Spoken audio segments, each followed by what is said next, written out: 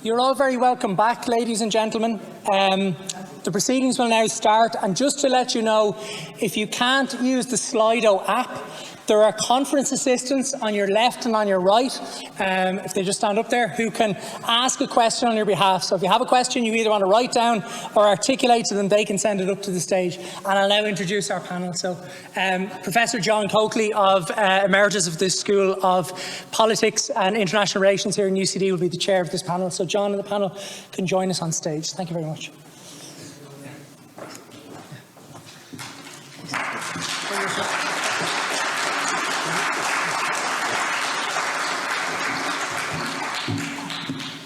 So you're very welcome to this afternoon session. We were to have had 3 speakers. Margaret O'Callaghan unfortunately had to cancel due to a family emergency. So we've got 2 speakers, both ambassadors. Ambassador Gerard Keown is permanent representative to the OECD and UNESCO. He's been in that post since 2021. Former ambassador to Poland, and he has held other senior posts in the Department of Foreign Affairs and in the civil service.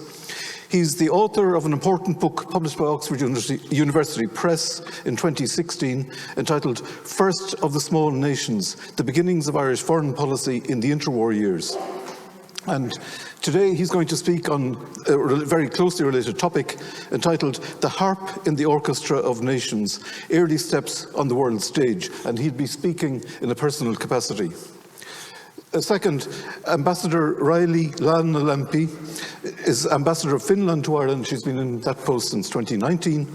She's wide-ranging experience within the Finnish Ministry for Foreign Affairs in the areas of foreign and security policy. She came to this area from her role having studied European integration and European and international law, and her presentation is on a fascinating topic, Finland's history, reflections on nationhood, foreign and security policy, and similarity and differences with Ireland. So, thank you, Ambassador.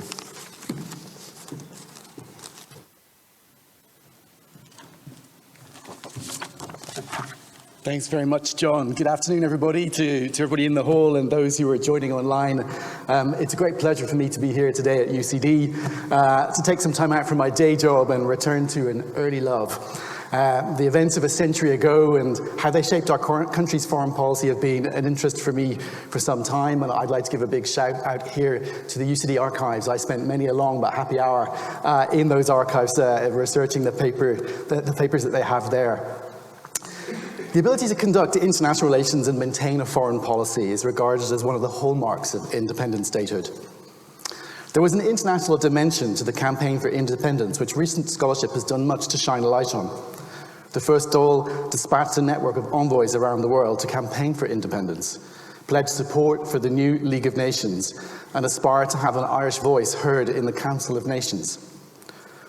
Once independence was achieved, the challenge was how to go about this, against a backdrop in which the form of independence achieved was qualified in the external domain, at a time of considerable change in how international affairs were arranged, and with limited domestic resources or expertise.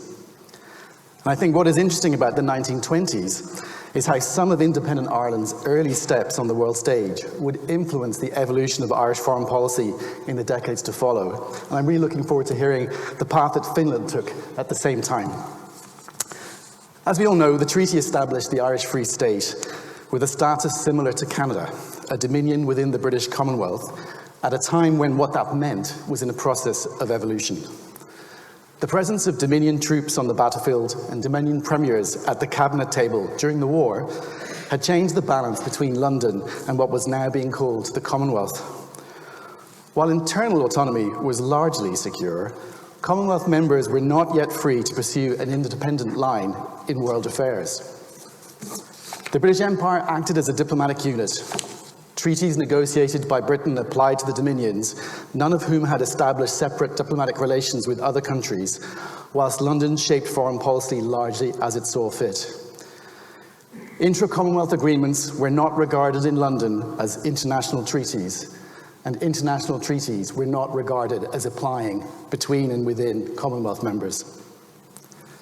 Overcoming the incomplete nature of independence externally, therefore, would also be a priority for the new Irish state as it entered into life in December 1922. As we discussed the interesting panel earlier this morning on the Free State Constitution, and one of the early drafts of that constitution inserted provisions to address precisely these lacunae, with drafts included to assert the rights and treaty-making power and the appointment of diplomatic representatives overseas. And those provisions were struck down by London as being, in British analysis, incompatible with the Anglo-Irish Treaty. Our first step to overcoming this challenge was to join the League of Nations. The Paris Peace Conference had brought into being the first organ of global governance, and great hopes were invested in it to resolve disputes and to advance a rules-based international order. Membership would be a seal of legitimacy, constituting recognition by each of its members, from the smallest to powerful Britain and France. A decision to seek membership was one of the first foreign policy decisions taken by the Free State government, based on a Dáil resolution from April of 1919. The Dominions had been admitted as individual members of the League, offering a path to Ireland to follow. The country took its seat for the first time at Geneva on the 10th of September 1923. W.T. Cosgrave travelled on the first Irish passport, issued especially for the journey. Addressing delegates in the Assembly Chamber, he pledged the support of Ireland, and I quote, "one of the oldest and yet one of the youngest nations in promoting the peace, security and happiness, the economic, cultural and overall well-being of the human race." Throughout his long address, he didn't utter the name Irish Free State once, referring only to Ireland. This was the first diplomatic outing of the Free State, and there would be considerable interest abroad in these revolutionaries turned statesmen and the aims that they would pursue. For those who followed such things at home, League membership was seen as a sign the country was taking its place in the world. An editorial in the Irish Homestead seemed to capture this mood when it wrote, "We want the Irish harp to sound in the orchestra of nations." Not everyone shared this view. Republicans protested that it was the Free State and not Ireland that had taken its seat in Geneva, and Mary McSweeney and Hannah Shee Skeffington mounted a protest outside the chamber as the delegates took their seats within it. But in the years that would follow, Geneva would become the country's window on the world, and the Connacht Tribune dubbed the Irish representative there the country's ambassador to the world. The harp was taking its place in the orchestra, but what tune would it play? Perhaps the most interesting and important theme, in my view, to develop in this early period of Irish foreign policy and external engagement was a commitment to what we would call multilateralism today. US President Woodrow Wilson may not have acted to support Irish independence at the Paris Peace Conference, but the liberal international order he ushered into being made it easier for smaller states to survive alongside their larger neighbours. The interplay of League and Commonwealth memberships and the use of both to flesh out the incomplete status of independence meant that Irish foreign policy was associated from the outset with one of the defining themes of the 20th century, global governance. If the late 19th century witnessed the first phase of global norm setting with international mechanisms established to regulate commerce, transport, and even time, the League of Nations and the international machinery that grew up around it triggered a second great phase in global norm setting and institution building. It can be difficult at this remove to appreciate just how much of an innovation the League was. Throughout the interwar years, Geneva was a laboratory in international relations, even if the great powers retained the ability to decide the major issues of the day. It was also a classroom for new states, providing a rulebook and a forum to conduct international relations. The Waterford official at the International Labour Organization, Edward Phelan, called this international currency. All states were endowed with it, and he warned the Irish government in Dublin that others would use it on their behalf if they did not. The League allowed the young Irish state to escape from a cloud of ambiguity surrounding its status. Once admitted, all members were equal, notionally at least, and enjoyed the same rights and obligations. Joseph Walsh, who as Secretary of the Department of External Affairs, which shaped the first 2 decades of foreign policy, summed up the situation in a memo of 1924, and I quote, Our status will only be recognised by the world in proportion as we exercise the powers of a sovereign state through concrete acts. This would require action in both the League and the Commonwealth. At a series of imperial conferences in the 1920s, Irish delegates worked with the Canadians and South Africans to expound the boundaries of Dominion sovereignty, culminating in the Statute of Westminster of 1930, which established the full domestic autonomy of the Dominions and their co-equal status in the sphere of international relations. And of course, diluting the Commonwealth framework would accelerate when Fianna Fáil entered government in 1932. To achieve these goals, Irish diplomacy adopted a legal approach, mastering British and Commonwealth practice and an expanding field of international law. At Geneva, the Irish became enthusiastic advocates for the codification of international law. This made sense by reinforcing the sovereignty and protections available to all small states. It also strengthened Dublin's hand in Commonwealth negotiations, promoting league mechanisms for arbitration and dispute settlement, provided useful alternatives to intra-Commonwealth mechanisms proposed by the British. The Anglo-Irish Treaty itself was registered with the League Secretariat in 1924 to assert its status as an international treaty, provoking strong criticisms from London. Doing so established a precedent that would be followed decades later at the United Nations, with the Anglo-Irish and Good Friday Agreements being registered there. By the late 1920s, British officials were grudgingly conceding that their Irish counterparts knew the ins and outs of Commonwealth rules almost as well as they did. In this sense, multilateral foreign policy served objectives in the field of Irish-British relations. At Geneva, Irish officials could also tap into international best practice via an array of technical meetings and conferences supporting domestic policymaking at home. The country attended 15 such gatherings in 1925 alone, and was third in the list of states ratifying ILO conventions by 1930. Taking these strands together, a commitment to the League and a rules-based international system, and a desire to assert the new state's sovereignty and liberate itself from the constraints of Commonwealth membership, early Irish foreign policy invested heavily in the processes and diplomacy of international governance. This would have lasting implications. And it meant that multilateralism was in the DNA of Irish foreign policy from the beginning. And I think it's fitting, therefore, that the Decade of Commemorations will conclude next year with the centenary of Ireland's entry into the League. Geneva also provided an outlet for the idealism of the revolutionary period. In the Message to the Free Nations address adopted by the First Dáil, we find a modern ring to its commitment to, and I quote, freedom and justice as the fundamental principles of international law, and its call for frank cooperation between the peoples for equal rights. An appeal for entry to the League of Nations in June of 1919 affirmed that Ireland's voice in the councils of the nations will be wholly in favour of peace and justice. This was the language of the peacemakers and the liberal internationalism with which they hoped to reshape the conduct of international affairs after the First World War. So a second idea, which has its roots in this period, is the idea that Ireland should pursue a disinterested and moral foreign policy, or act as an honest broker or bridge builder. Some of these ideas were rooted in the idea of Ireland as an island outside the global mainstream, untainted by the power politics that had led to First World War, harbouring no selfish or vested interests. In a convenient act of political alchemy, peripherality was transformed into an asset. Ireland's first envoy at the League of Nations, Michael McWhite, believed that Irish diplomats would be able to, and I quote, say plainly the things that everyone is thinking and that the other powers are too cowardly to be the first to say. Now, it didn't always turn out that way. That was an optimistic reading of how diplomacy works, perhaps. But nonetheless, in the 1920s and 30s, Irish governments supported efforts to control the international trade in arms and opium, to uphold the work of the Permanent Court of International Justice in The Hague, and argued for arbitration mechanisms to resolve international disputes.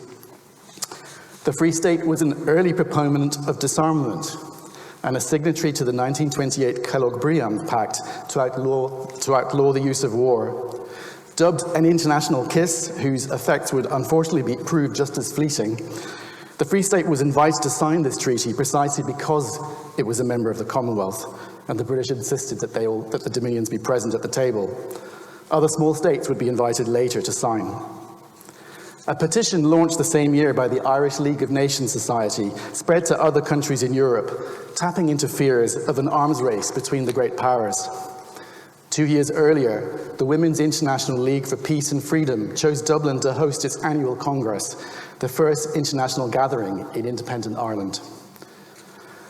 Some of this activity was about asserting a separate status, especially when the UK and Commonwealth were on the opposing side. It was calculated that being an international good citizen would enhance the country's standing and status.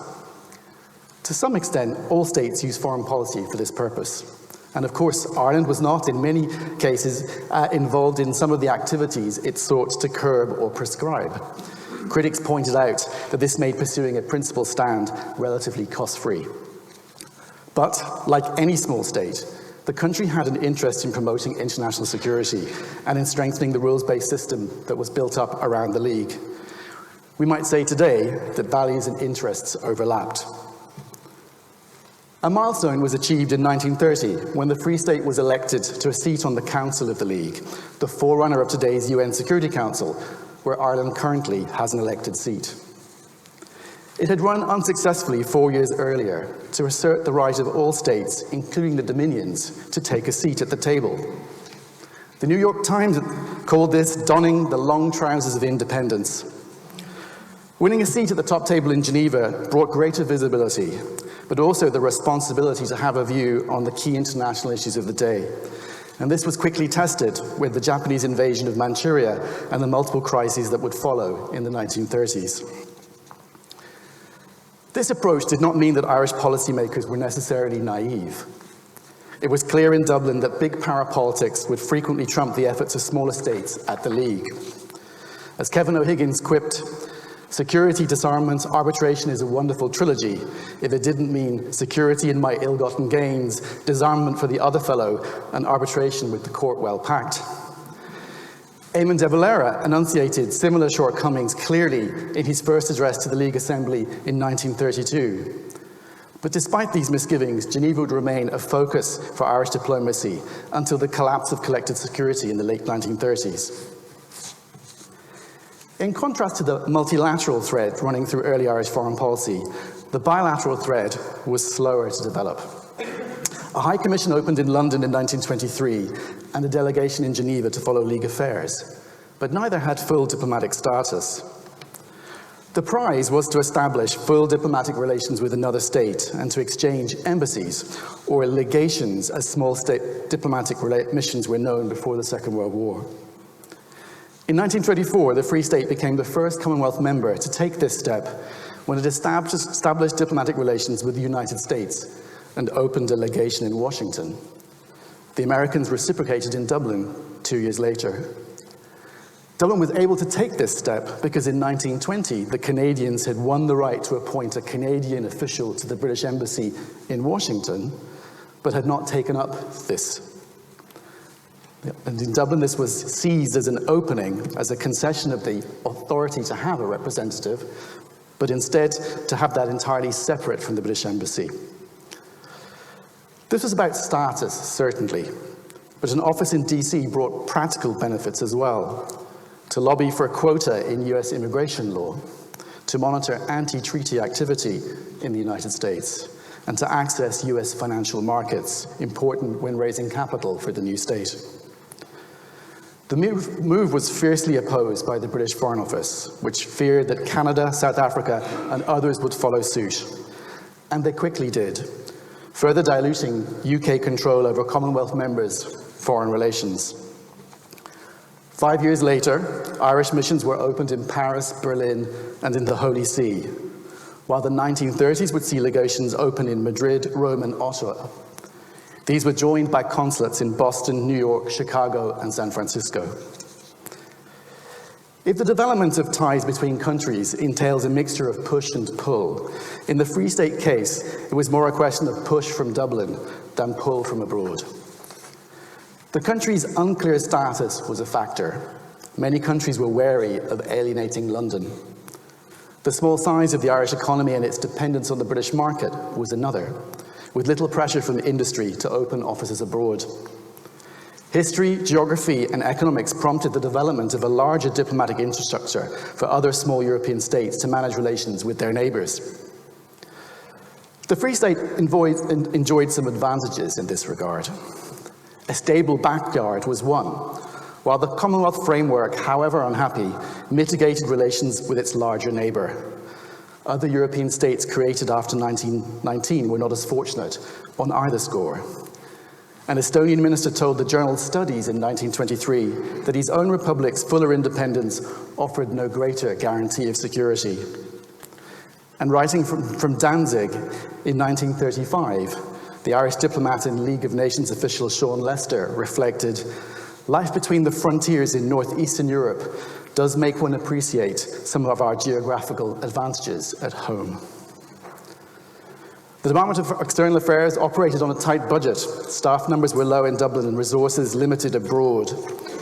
Michael McWhite in Geneva lamented that his sitting room doubled up in his office, a plight we might all sympathise with these days with remote working.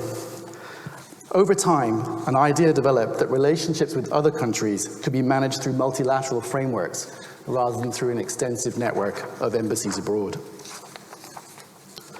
Culture and sports diplomacy offered helpful windows to communicate the new state's existence. But the issue of status often arose, with tournament organisers sometimes using the British flag and anthem when Irish teams were playing. This happened at an athletics championship in Brussels in 1925, despite the local trade rep, Count Gerard O'Kelly, having sent tricolour and music score to the venue in advance. After some embarrassment, the flag was found, but the score was not, as the Belgian army band didn't know the tune, and O'Kelly was unable to hum it. The victorious Irish athletes took their lap of honour to the bars of the Norwegian national anthem. I'm afraid the record is silent as to whether anyone noticed. A few words of conclusion. Today, the harp plays confidently in the Orchestra of Nations. And of course, while much has changed in the decades since, the first strains of that melody can be discerned in the Irish state's early steps on the world stage. Success in the 1930 League election demonstrated the extent to which the young Irish state had succeeded in establishing its status and its bona fides as a responsible and independent foreign policy actor. External Affairs Minister Patrick McGilligan told the Dáil the following year, and I quote, "We are recognised as one of the main upholders of the complete independence of the smaller states." And Eamon de Valera would hold a similar view of the value of the League when he took office.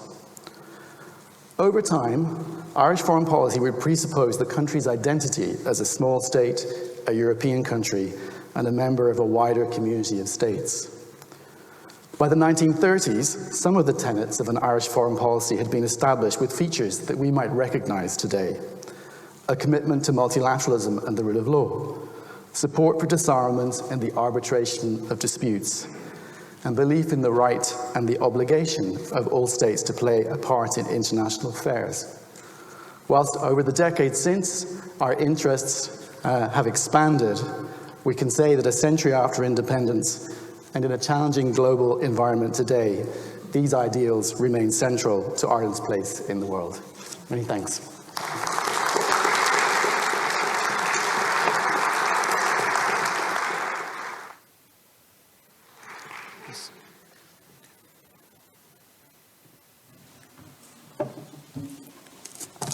So good afternoon, everybody.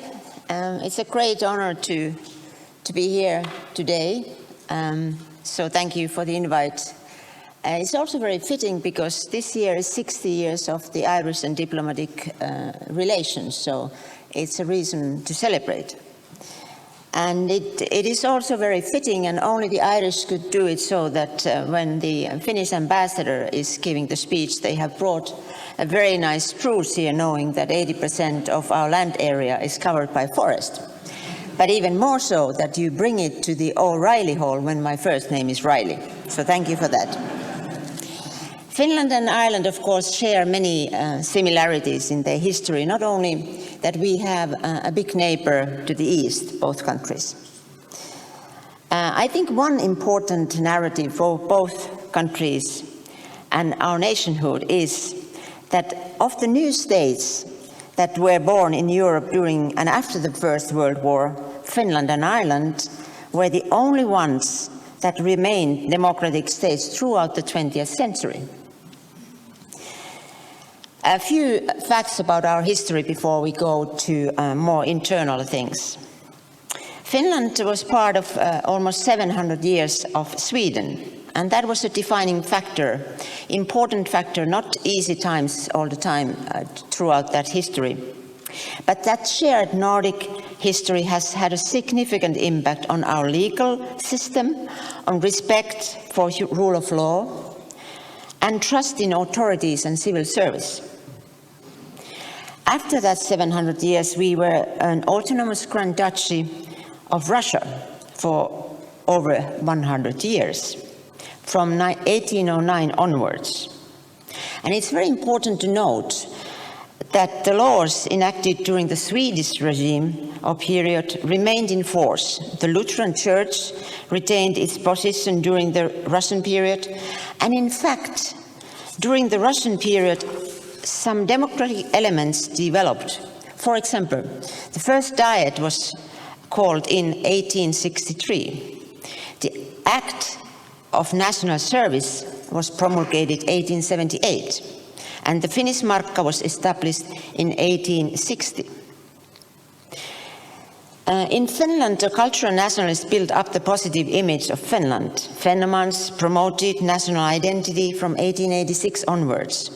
And you could compare that to Gaelic revival in 1890s. I understand this will be discussed tomorrow in Irish language properly. Finnish language was made a national language already in 1892 during the Russian period. Before that it was used only in church, and here again I see a little bit similarities that the Gaelic language, the prohibition as a language in Ireland was in place. Finland declared independence in December 1917, actually on 6th of December, which is a very important date for Ireland too. We took the advantage of the power vacuum emerging after the Russian revolutions. Just over a month later, civil war broke out between the forces of non-socialist government, the Whites, and those of the socialist movement called the Reds. The war lasted less than 4 months, ending in victory of the Whites in May 1918. The war, and especially in its aftermath, left almost 37,000 people dead. The war was short, but very bloody and divided the nation. The Reds were fighting for social justice and some for a communist revolution. On the White side, the war was seen as a war of liberation, a final seal on the independence from the Soviet Union. This argument was dominant after the war, and the fact that the Soviets supported the Reds by arms supplies reinforced this view. Many thousands of Reds fled to the Soviet Union after the loss of the war. This was seen by the Whites as betrayal and evidence of an interference by the Soviet Union. The Finnish Church was behind the Whites, as in Ireland, the Catholic Church was behind the provisional government. The casualties were comparable, it has been said, to the Spanish Civil War. From around the 37,000 people who died, over 50% actually died after the battle had ceased. And most were executed or died in prison, not in the battlefield. The casualties in the Irish War were, what I know, around or less than 2,000. So the huge casualties in Finland shaped the nation and affected the narrative over decades. The Whites, the winners, called the war war of liberation, and by so doing implied and explained that from their perspective the war was necessary and the casualties as well, to complete the process of gaining independence. This perception deepened the divide with the lefts, with the Red. However, Miraculously, from the devastating war, political will and determination emerged to resolve the country's problems democratically by means of dialogue and negotiation. In fact, political integration started very early. Although the civil war was won by the Whites, the Social Democrats that had represented the Reds could participate in the first post-war elections in 1919, and already in 1926 they formed a minority government. The tradition of coalition governments from all political combinations has been the norm since.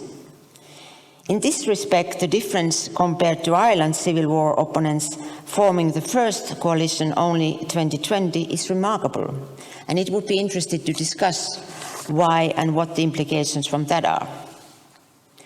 After the wars against Soviet Union in 1945, the so-called spirit of the Winter War helped to further unite the nation.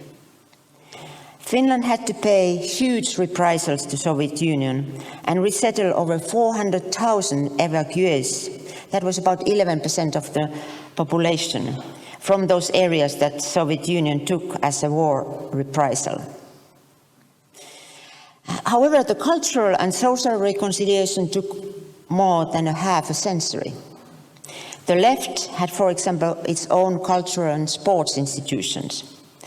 And in Finland, the Whites, the winners, erected over 350 monuments to commemorate the Whites heroes, the victims. And only 5 official memorials were erected for the Reds. The war was seen very differently by different parts of the society. For the communists, it was a class war. For the Social Democrats, it was the people's war. And for the Whites, as I said, it was a war of liberation, freedom war. In general, it was referred to as internal war. Only in the 1960s, there was a book called Under the Northern Star by Väinö Linna, and that gave the first sympathetic view of the Reds, highlighting the economic grievances that brought about the revolt. The book and the consequent movie based on the book had a huge impact on wider perspective to the war by the general public and the understanding and sympathies for the Reds. Power of the movies is strong. You will have seen it here, I understand, from movies such as Michael Collins and Hand That Shakes the Barley. I have my own anecdote from how long these different views about the war stayed on. I was born in a rural village on the west coast of Finland, and I had been away for some decades, I would say, when my mother had her 80th birthday. And I was called in to make a speech. And my mother was born before the Civil War. So when I was describing her enduring 2 wars, the Civil War and the wars against the Russians, I referred to the 1918 war as a civil war. And it would be like now when I say that suddenly the village retired priest went out and shouted very loud, "Freedom war." I was a bit shocked, but continued nonetheless my speech. Also, only in the 1960s, the historians started to tell a more comprehensive story about the war. And during the centennials commemorations in 2018, the horrors of both sides were looked at more objectively and historic perspectives were explored. There were hundreds of events and many books and articles written from different perspectives, all in all bringing more clarity and depth to discussions. The prevailing outcome from those discussions was that differences of the origins and consequences of the war remain. In fact, many researchers think that there is no need for unanimity in historical events like that. Most important is to continue discussions and make analysis based on new research. Bill Kisane from the London School of Economics has compared Irish and Finnish civil wars. and the impact of our national identity. And he concludes that the Finnish Civil War became a unifying cultural trauma for the Finnish national identity. This, according to him, was not the case for Ireland's Civil War. The reason, according to him, was that the Finnish Civil War was a greater shock to the Finnish national identity. He claims that the Finnish society worked through the emotions of cultural trauma, but the Irish did not. Kisane notes that had the number of executions in Ireland been not 81, but over 10,000, like in Finland, approaches to the past might be more similar. The Finnish war had a stronger social basis, as I said earlier. In Ireland, it has been said, according to Kisane, that the independence was the primary issue on both sides, though the anti-treatises saw it as a continuation of the war of independence. For both Ireland and Finland, a greater threat, external threat, has been a defining factor in our foreign and security policy. But for Finland, because of Russia and Soviet Union, it has been of a different nature. The Winter War, as I said, and the Continuation War were the high point of real social integration. Though I should say that relating to the present policies of Russia in Ukraine, it is good to remember that Stalin, having attacked Finland 30th of November 1939, claimed that Finland attacked them first, and they established a puppet state in a border town in Finland. No country except Soviet Union recognized that state, but I should mention that notable prominent leftists such as George Bernard Shaw voiced their support for the puppet state. The fact that Soviet Union, later Russia, pursued an expansive politics meant a policy of survival to Finland, given that we have a border which is over 1,300 kilometers with the Russians. Realism was the guiding principle. We had to get along with our neighbor, as Ireland has had to do with its neighbor. In 1948, we had to sign a treaty on cooperation, friendship, and mutual assistance. That was the basis for the so-called Paasikivi-Kekkonen line, and it was called realpolitik. As you will have read, many of you, that it became sometimes not so real because so-called Finlandisering took over and the Russians or the Soviet Union had a little bit too much influence on our domestic policies. Given the historical experiences, the Finns are very security conscious. People follow security events, debate security, and security is extensively studied at universities. Media reports and analyzes and covers security policy almost on a daily basis. I would like to raise 3 points which are kind of basic points about the Finnish nationhood and Finnish society as part of building the nation. The first one is the role of women. And perhaps the most long-lasting achievement that has shaped our nation is that by 1906, women gained full political rights. Women did not only vote, but they could stand as candidates for elections. And this resulted for the first female parliamentarians in the world, 19 of them being elected to the first parliament in 1907, 1908. That was 9.5% of all 200 MPs. Now the percentage is 47. And today, all the 5 government parties are led by a woman. In rural Finland, women's contribution and responsibility in work life had always been the norm and equal to men's. During the wars against the Soviet Union, however, women also ran the economy, while the men were on war. That paved the way to the more general understanding of women's role and importance in building up a society. From early on, women's role in politics was fundamental. Women worked within the parties. Women-only parties never took up in Finland, neither did gender quotas.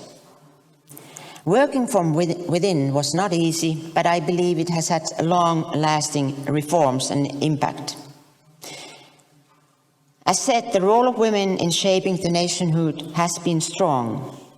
This has had significant impact on the policies of Finland, and it would be interesting to discuss the differences between Ireland and Finland in this respect in terms of women's participation in nationhood building after the civil wars. The second point I want to mention is the social welfare state as unifying factor in Finland. Uniting the nation was important after the civil war and wars against the Soviet Union. It was widely understood that poverty and inequality needed to be tackled to achieve this. Therefore, providing equal opportunity became a key objective. Compulsory education and universal army conscription meant that people with different social status shared the same classrooms and barracks, and that helped to integrate the society. The People's School was crucial not only as an educational institution, but in equalizing the society. A great invention was a universal child benefit allowance set up in 1948. The allowance was paid to the mother, and for many women this was the first money of their own. And it had and helped to embed gender equality in Finland. I understand there was a similar allowance in Finland, in Ireland, but that was paid to the father. The third aspect I wanted to say briefly was the role of capitals, Helsinki and Finland, in newly independent nations. The Finnish professor Mariana Nieminen notes that our capital cities have played a crucial role in building nationhood. When Finland and Ireland achieved independence, one of the strongest impulses in both capital cities was to start afresh. The planners looked to modern Paris for inspiration and were eager to interpret their respective countries' histories within a wider Western European framework.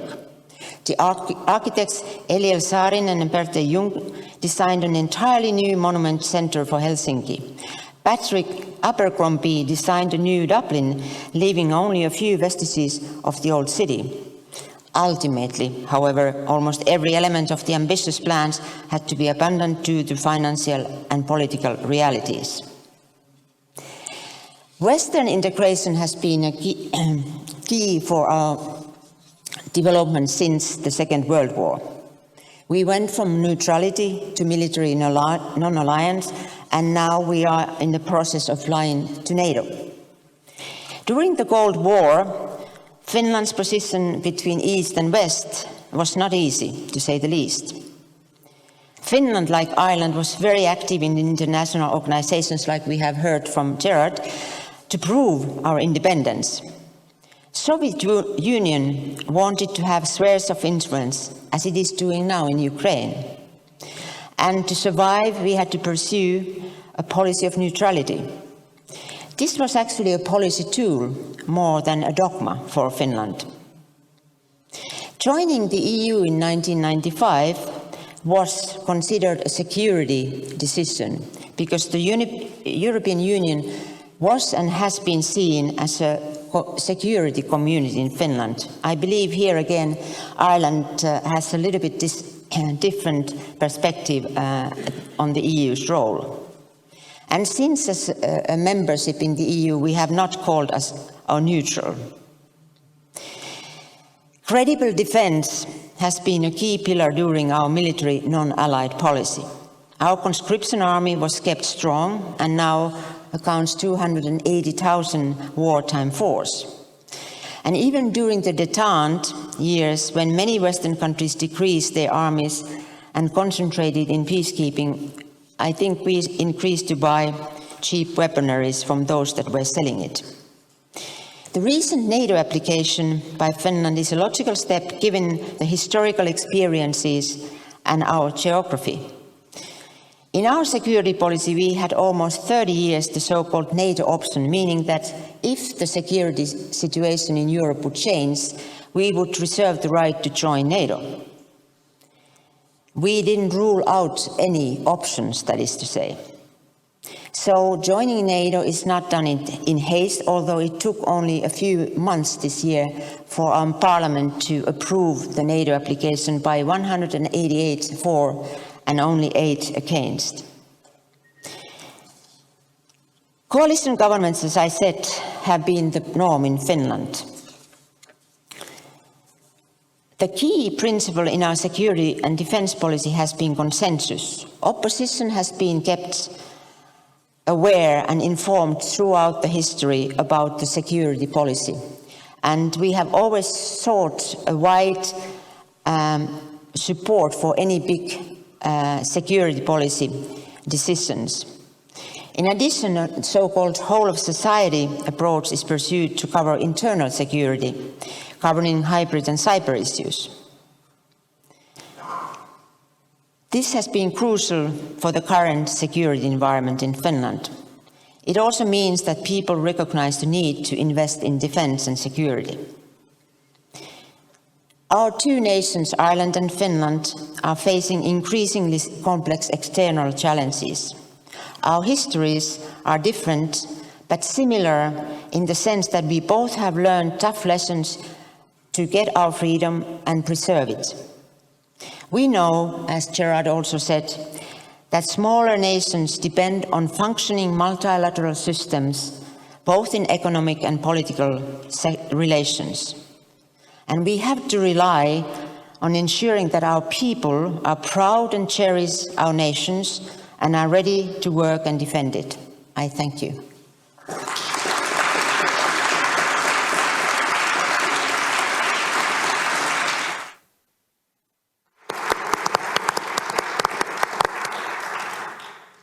Many thanks, Ambassador. So a number of questions have been coming in, of which a certain number are in the area of culture and cultural policy and language. And one question perhaps for each of the two speakers. First, is there any intersection between Irish cultural policy and the development of an independent Irish identity on the world stage or in Ireland's foreign policy? And a similar one in relation to Finland. What factors led to you Finnish people keeping your language during the centuries of Swedish and Russian dominance?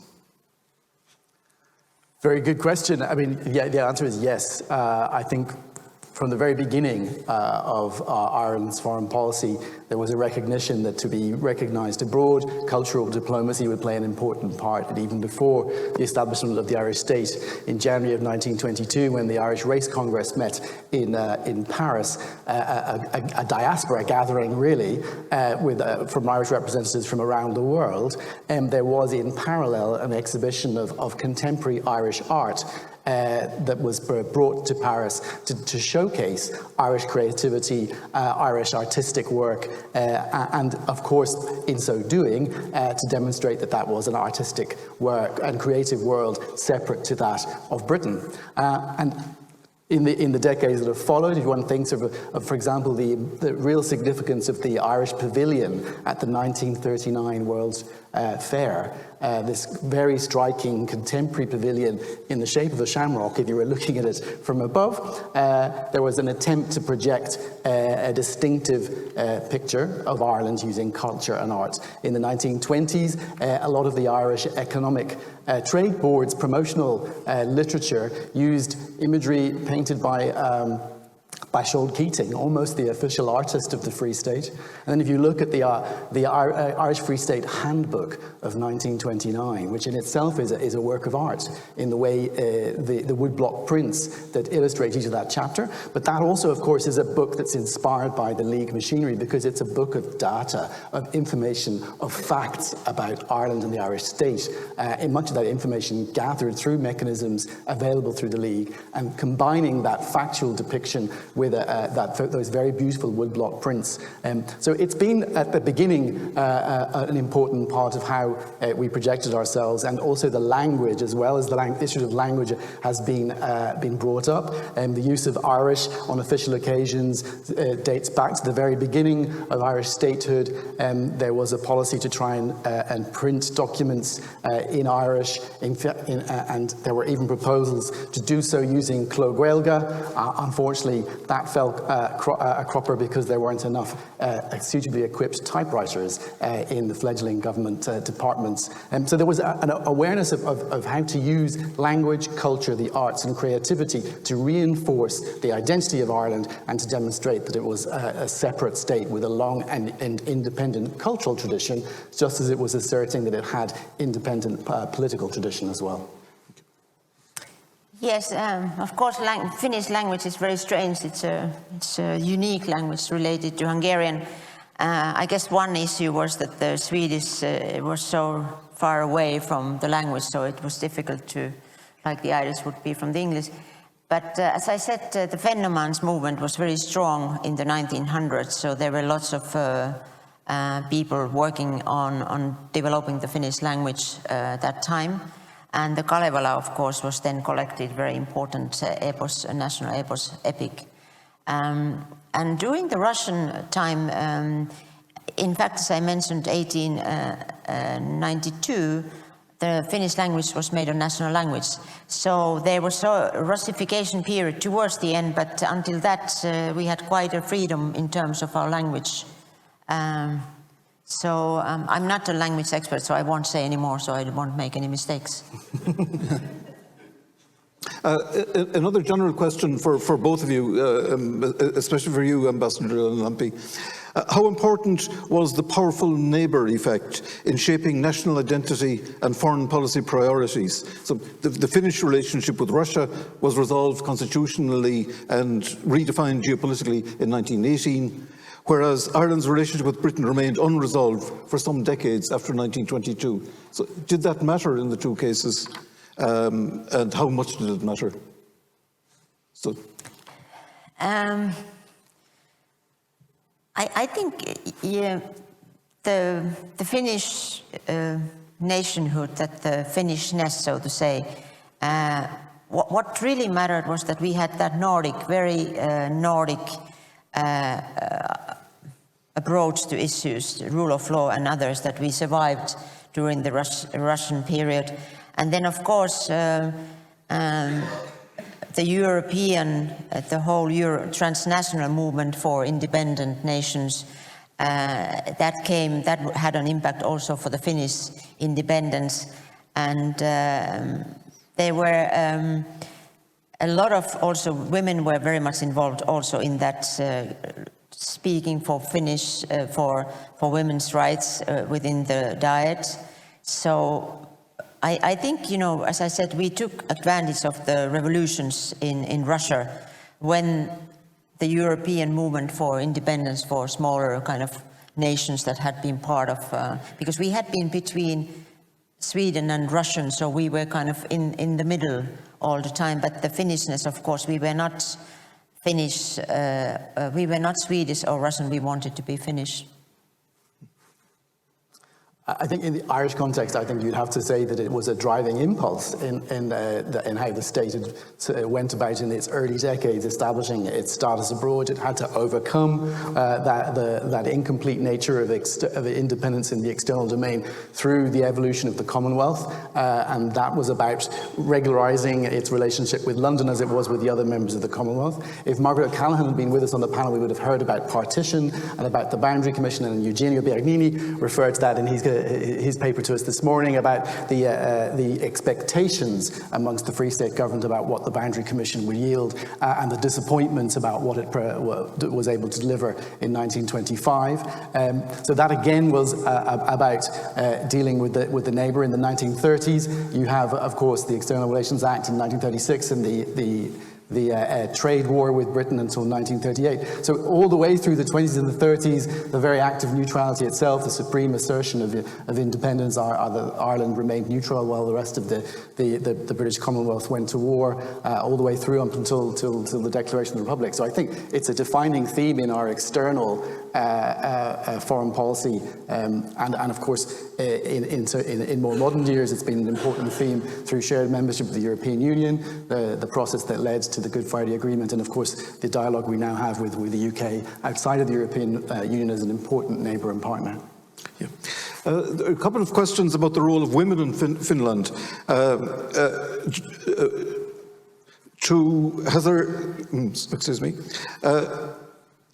Was there a particular reason that women made such rapid advances at such an early stage at the very beginning of the 20th century? Or how would you explain this by comparison with other countries? Why was Finland so far in the lead? Because we are finished. In fact, you know, from all sides, from the workers, from the kind of, what would you call the kind of course you would have the conservatives, kind of the richer bourgeois. Women wanted to be more independent. So it wasn't just the workers, for example, that were worker women that wanted to have more independence or rights for women. It was kind of the all women. There were more women's organizations established early in the 20th century. And there was a huge general strike in 1905 where women were already participating, and this was still when we were part of the Russian Empire.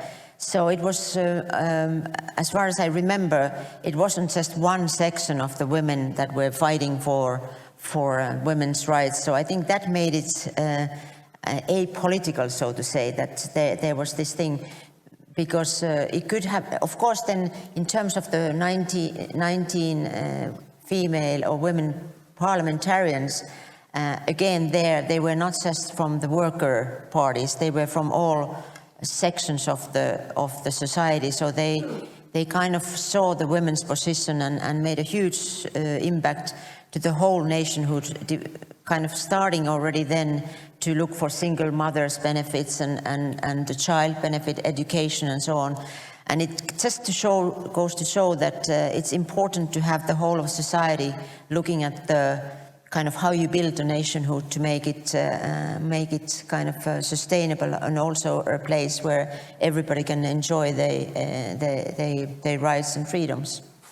Thank you. And another question on Finland. Has there ever been reconciliation with the Reds who fled to Russia after the internal war? What relationship did they have with the Finnish state of the future? The Communist Party was legalized in the 30s in Finland, the party as such, but it's interesting the Reds that fled to Soviet Union, they established a so-called Red Karelia newspaper that was total propaganda during the wars against Russia in the 40s, early from 40 to 45, and what happened to them then was that they were victims of the Stalin terror, in fact. First, the Stalin used them against us, and then when they were not useful anymore, many of them actually died in the Stalin terrors, as did many Finns that came from Canada to work for the Socialist Republic. They were also, including my uncle, who we never know, but he went there from Canada and was one of the victims, but we don't know where he was buried. But they were not really recognized, but the Communist Party as that was recognized, I think. And then we also took in the 90s, we took a lot of the Finnish-speaking, because there are different groups in Russia, Soviet Union, that speak almost like a Finnish language which is related to Finnish, and we opened the doors to them to come in the 90s to Finland, and many of them came back, but they were not the ones that fled to Soviet Union. Yep. And we've time for a last question to Gerard. What role, if any, did Seán MacBride have in the profile of early diplomatic Irish harping? I'm afraid I'm going to have to plead I don't know the answer to that question. I'm not an expert on Irish harping.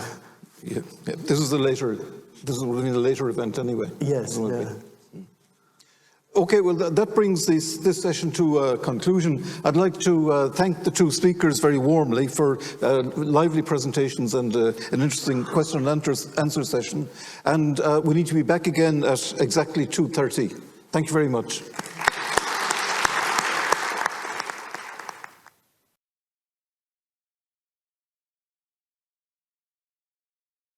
Hello, you're all very welcome back to this session of the conference, Institutions of the State. And our chair for this session is Professor Niamh Howland of the School of Politics and International Relations. So Niamh, the floor is yours, and please take it away. Thank you. Thank you very much, Conor. It's actually Niamh Hardiman from the School of Politics and International Relations.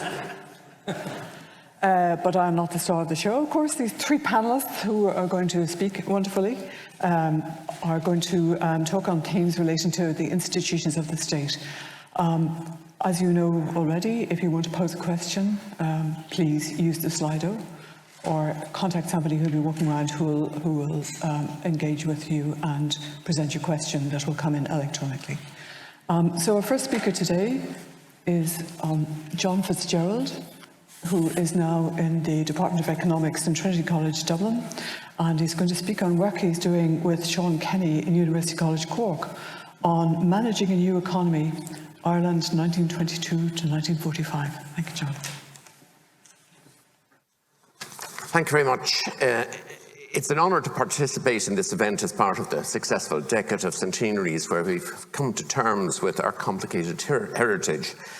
Hugo Hamilton, in his autobiographical works, A Speckled People and A Sailor in the Cupboard, spoke of the family tensions arising from his personal heritage.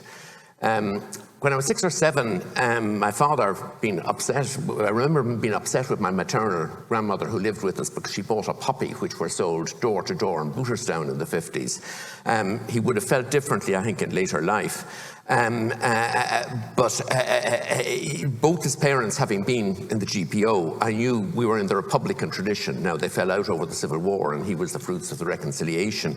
But during the lockdown, I discovered that my maternal grandmother and 3 of her sisters had been nursing aides in a British military hospital.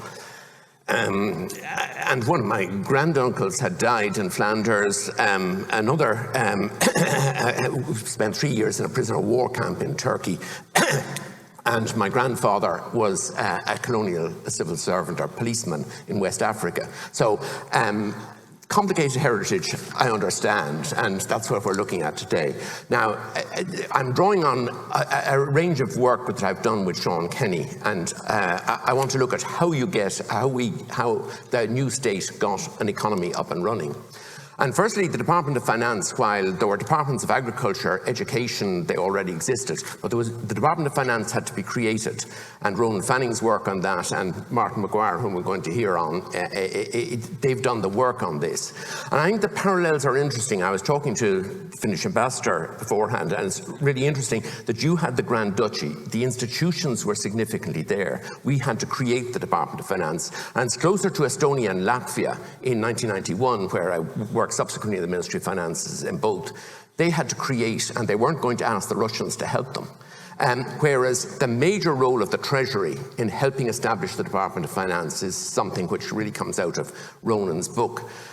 They loaned staff, some of whom went native and remained on, and it was important to the lasting good relations with the UK Treasury. People who'd worked in the department setting it up and then went back to the Treasury afterwards. And the implementation in 1919 of major Treasury reforms of financial management were incorporated into the Department of Finance. Now, they're a bit dated today and could be updated. But it established the department's key role in managing the civil service and the economy, with the help, as I say, of the Treasury. Irish independence, like Brexit, wasn't driven by economics, and there was little attention by the Irish side to the financial provisions of the treaty. I think there was only one meeting of the Economic Subcommittee, and Article 5 in the treaty, Ireland accepted a share to be determined of the UK national debt. And work by Seán Kenny and myself, it would have amounted to about 80 to 100% of national income, because the British debt was massive. So this was a huge imposition accepted without too much debate in the treaty negotiations. Similar, but this was not unusual. When West Virginia left Virginia in 1861, it took them 55 years before the Supreme Court decided West Virginia should pay part of the debt. The breakup of the Austro-Hungarian Empire, Ottoman Empire, all involved breaking up sharing responsibility for liabilities and assets. And when the Soviet Union broke up, the Almaty Agreement of 1991, they broke up their assets, and Ukraine got some of the the embassies. Seems strange today. They also had some nuclear weapons, but we won't go there.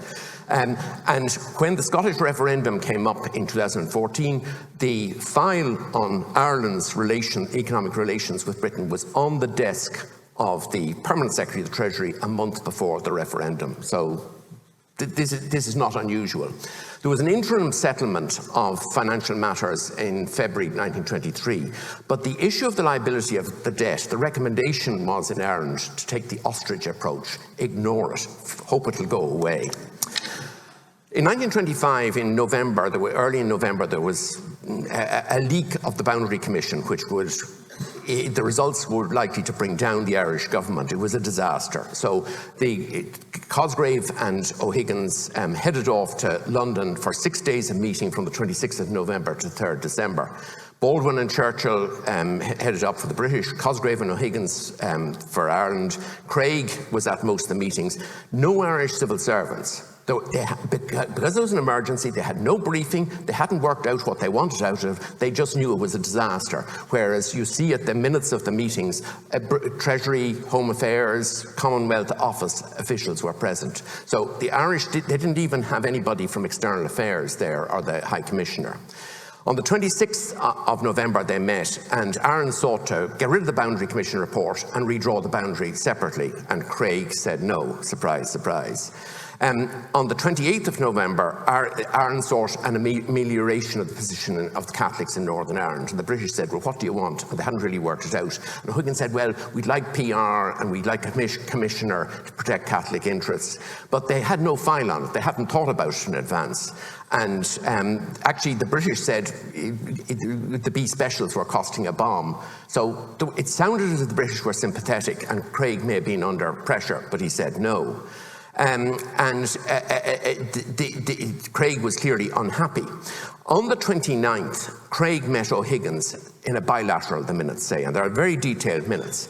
And afterwards, the minutes say, Craig came back and told the meeting O'Higgins had raised the debt issue.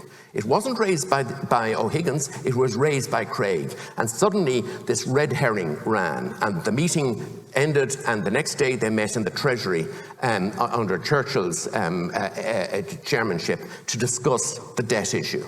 And from then on, the issue of Catholics in Northern Ireland and their discrimination really went off the agenda.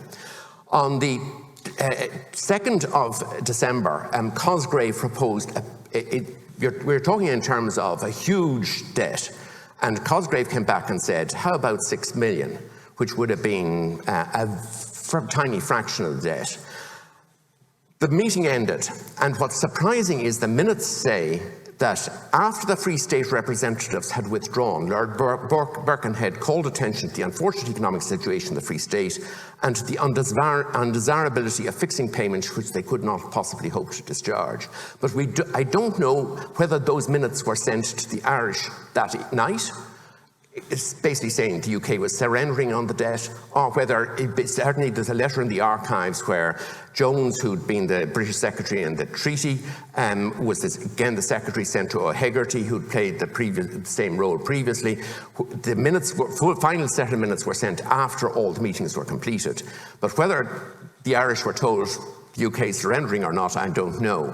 Basically the Cosgrave proposal was put to the UK Cabinet. They came back at 1945 and they said, right, Ireland will pay $250,000 a year for 60 years, which was a tiny fraction of the debt. Now, at that meeting, Cosgrave said, oh, the Minister for Finance isn't here, send for him, but it was too late for him to get the boat which left at 7:50 that night. So he probably got the day boat the next day. So the meeting was the agreement was finally signed the night of the 3rd in Baldwin's office in the House of Commons, with Blythe, the Minister for Finance, being present. But all along there'd been no Irish officials present, but Brennan had done a memorandum on the 30th of November to advise the government, to advise Cosgrave and O'Higgins. And that dramatically, the cost of funding the debt if Ireland had to pay, would have been 5% a year of national income. Ireland would have been 5% worse off. So it was a dramatic improvement in economic circumstances. The second and more final settlement of economic issues was the economic war. De Valera government in early 1932, and they started the financial dispute, and they stopped the payment of the land annuities, RIC pensions to people in Britain, a range of things, and a dispute began with the British. The government argued that the 1925 agreement had been legislated for in the Oireachtas in December 1925, but the agreement on land annuities and so on from 1923 had not been legislated. It was an agreement between governments, and De Valera said, no, the Oireachtas did not sign off on this, therefore we're not paying. It was interesting that it was about 3% of national income, so this was a huge injection. It's the biggest fiscal stimulus to the Irish economy, with the exception of the Martin O'Donoghue 1978 budget. Which of course was a disaster. But it was a huge injection, and Kevin O'Rourke 30 years ago did an article on the economic success story of the economic war. Yes, there were major penalties, but the farmers saved about a third of that benefit went to the farmers directly.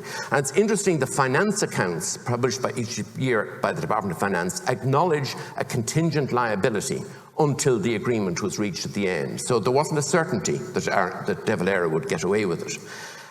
Final settlement in 1938, in return for 10 million, that's basically 2 years' payments, they forgave all future payments.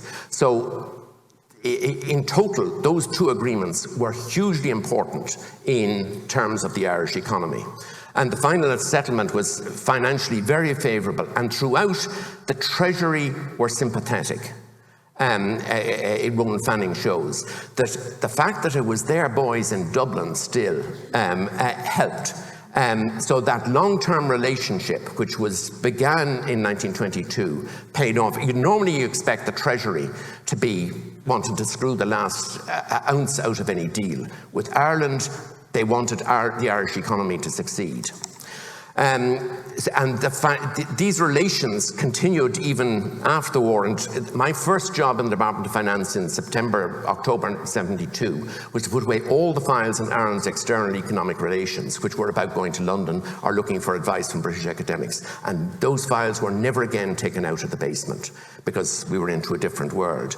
But it's interesting today that even today, the secretaries of the Department of Finance, the Treasury in Britain, Canada, Australia, and New Zealand meet once a year. And that's why they met, I think, a month before the Scottish referendum. And Nick Macpherson, the permanent secretary, had the file on the 25 deal on the table. And he said, Scotland is not going to be able to sell Northern Ireland to England in return for writing off the debt. They were going to have to pay their share of the debt. In terms of the economy, while Irish living standards had risen substantially since 1847, Ireland was still under 60% of UK standard living in 1914, possibly slightly higher after the First World War.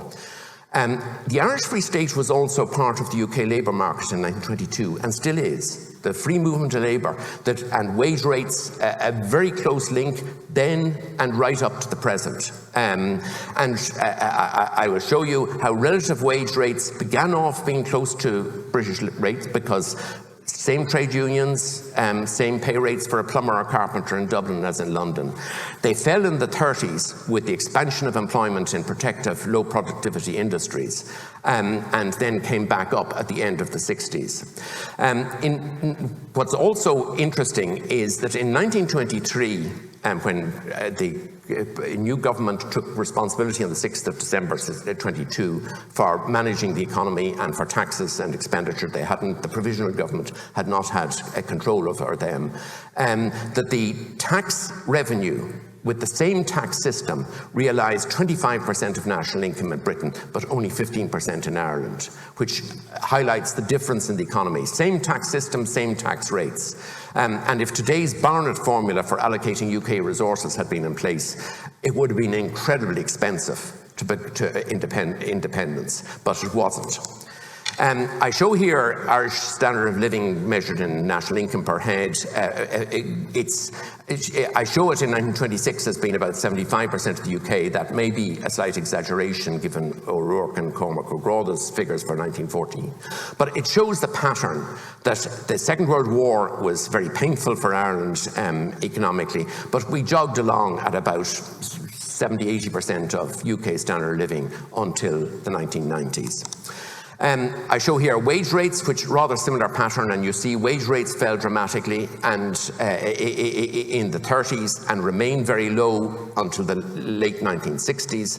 And you see, I show emigration back to the 1870s here, but if you look at the 1921 to 31 period, there was emigration to the US until that was stopped, ending of emigration in 1930, and then from then on you have emigration to Britain, with the exception of the war years. Very high emigration because people could earn a lot more in Britain because of what happened on wage rates.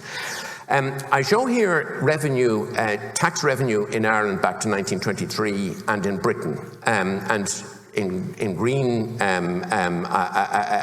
actually, ironically, I show Britain in green, but anyway, much higher tax revenue, and then, of course, the Second World War, the burden made a huge difference in Britain, and today, tax rates, tax burden would be higher in Ireland than in Britain, possibly temporarily. Also in transfers, that's welfare payments, they were higher in Britain than in Ireland in the 20s, although by the 40s they had caught up, and this is a share of national income. Today they would be higher in Ireland. In terms of fiscal policy, it's difficult to get a handle on things because the finance accounts, there's all sorts of payments to local government back to the government. It's messy to unscramble. But with Seán, we've put together a series on the national debt, cleaning out the messing, shall we say, adjusting for extra budgetary funds and so on. And if you look at the change in the debt, it gives you an idea each year of the borrowing by the government. First of all, the government had the problem of adjusting to a lower standard of living in 1923. The shilling off the old age pension, because the pensions were very high in real terms. They'd been just increased, I think, just before independence by the British government for the United Kingdom of Great Britain and Ireland. And there was pressure on civil service wages because prices fell, income fell, and the government had to fund an army of 55,000 people in 1923 and huge destruction, which put huge pressure on the public finances in the 20s. There was no concept of, in Britain, Ireland or elsewhere, of a counter-cyclical policy. It was about balancing the books, which was mentioned earlier. And when revenue fell, expenditure had to fall. But when the 1932 economic war began, there was this huge injection into the economy, which offset a lot of the other the problems with the fallout from the Great Depression and the subsequent imposition of duties by Britain on Irish exports to Britain. So it actually gave there's a substantial expansion of expenditure by the government in 32, the new incoming government, which was funded by this ending of transfers from Ireland to Britain amounting to 3% of national income. And I think that the effects of that on the economy were very significant. And I just show here government borrowing as a percentage of the peak in 38 is we borrowed 10 million to pay off the British. Actually, it was interesting that in February 1969, Haughey, as Minister for Finance, met the Chancellor of the Exchequer, and the remaining debt from 1926 was written off. Right, I just show here the debt-GDP ratio. Ireland did not borrow, and in the Second World War, the debt burden fell. So very conservative management politically or economically, which should have left Ireland in a strong position in 1945. But I will skip that. I'll skip the war years. Ireland was very fortunate in post-independence with relations with the United Kingdom. If you compare, we didn't go to war with Britain twice like Finland. And the British government and the Treasury wanted Ireland to succeed economically. So the 1925 selling the non-existent option of redrawing the border for 80% of national income was a major achievement, but the British were actually a soft touch on this. The economic war had costs, but it probably benefited the economy, certainly in the long term. The worst case scenario under the treaty would have left Ireland 8% worse off. In the end, by 1938, we were 8% better off as a result of financial deals with Britain. Conservative management of the economy, no financial crisis. Little innovation in fiscal policy, and we'll talk about that in another day. Innovation in the 1930s, but a lot of it ineffective. A lot of the commentary is industry and commerce were much more innovative. Actually, finance knocked them down because most of industry and commerce ideas were daft. But that is also for another day. So, as you would gather, I'm an ancien élève of the Department of Finance. Thank you.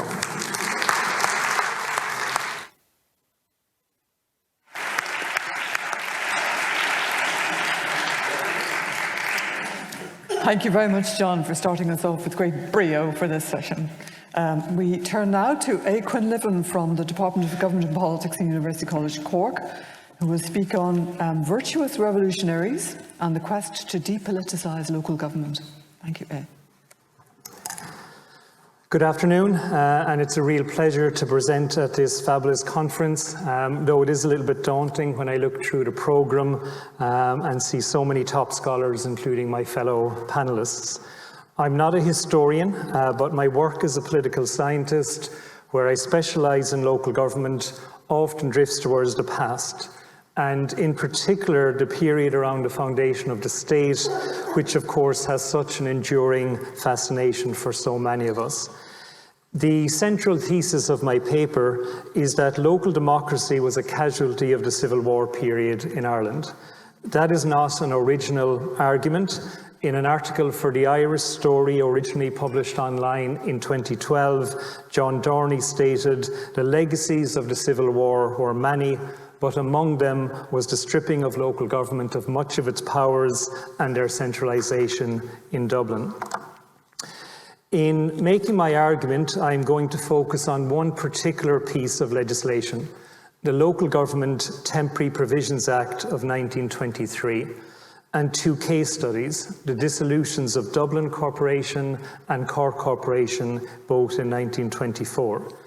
I am on familiar territory here, having covered both stories in books entitled Dissolved for Cork and Vindicating Dublin. To set the scene, there was a pessimistic mood across local councils in the early months of 1923, and not just because of the continuing civil war. Another factor is what Diarmaid Ferriter has referred to as the utter contempt that had quickly developed at central government level for local democracy. Antrim man Ernest Blythe had been appointed as Minister for Local Government and Public Health in 1922 by William T. Cosgrave, and he wasted little time in stamping his authority. In fact, Cosgrave was Blythe's predecessor as local government minister, but he had been promoted to the president of the Dáil following the deaths of Arthur Griffith and Michael Collins in August. One of Cosgrave's first actions as local government minister had been to controversially appoint Edward McCarran, or E.P. McCarran as he was known, as secretary in the department. McCarran was greatly distrusted by many local authorities, given that he was a former local government board official under the British regime. In the words of Basil Chubb, the administration of local government was an anathema to many of the austere and high-minded ministers and their even more austere civil servants. Perhaps it is therefore no surprise that the government opted for a highly centralised state. Ernest Blythe enthusiastically continued the policies of Cosgrave when he succeeded him as local government minister. The attitude of Blythe, E.P. McCarran and other senior officials in the Department of Local Government and Public Health was paternalistic and austere. They were interested in rectitude and efficiency rather than local democracy. Blythe steered the Local Elections Postponement Act 1922 through the Dáil in December in the midst of the Civil War. The first of 15 times central government would defer local elections over the coming decades. The minister was also working on a significant piece of legislation, the Local Government Temporary Provisions Act. This legislation gave power to the minister to dissolve local authorities and replace them with a centrally appointed commissioner. Ultimately, despite criticisms, the Local Government Act of 1923 was passed in March of that year. The essence of the legislation was that the minister could dissolve a local authority, having first ordered an inquiry into its performance. The reinstatement of the council following a new election would be decided by the minister with no time frame indicated.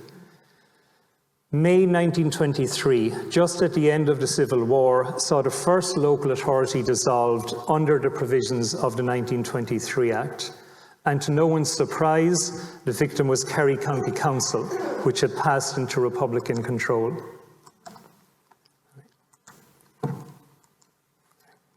What was surprising, however, was the choice of commissioner to replace Kerry County Council, 29-year-old Philip Monaghan. Monaghan was the mayor of Drogheda and a member of Louth County Council.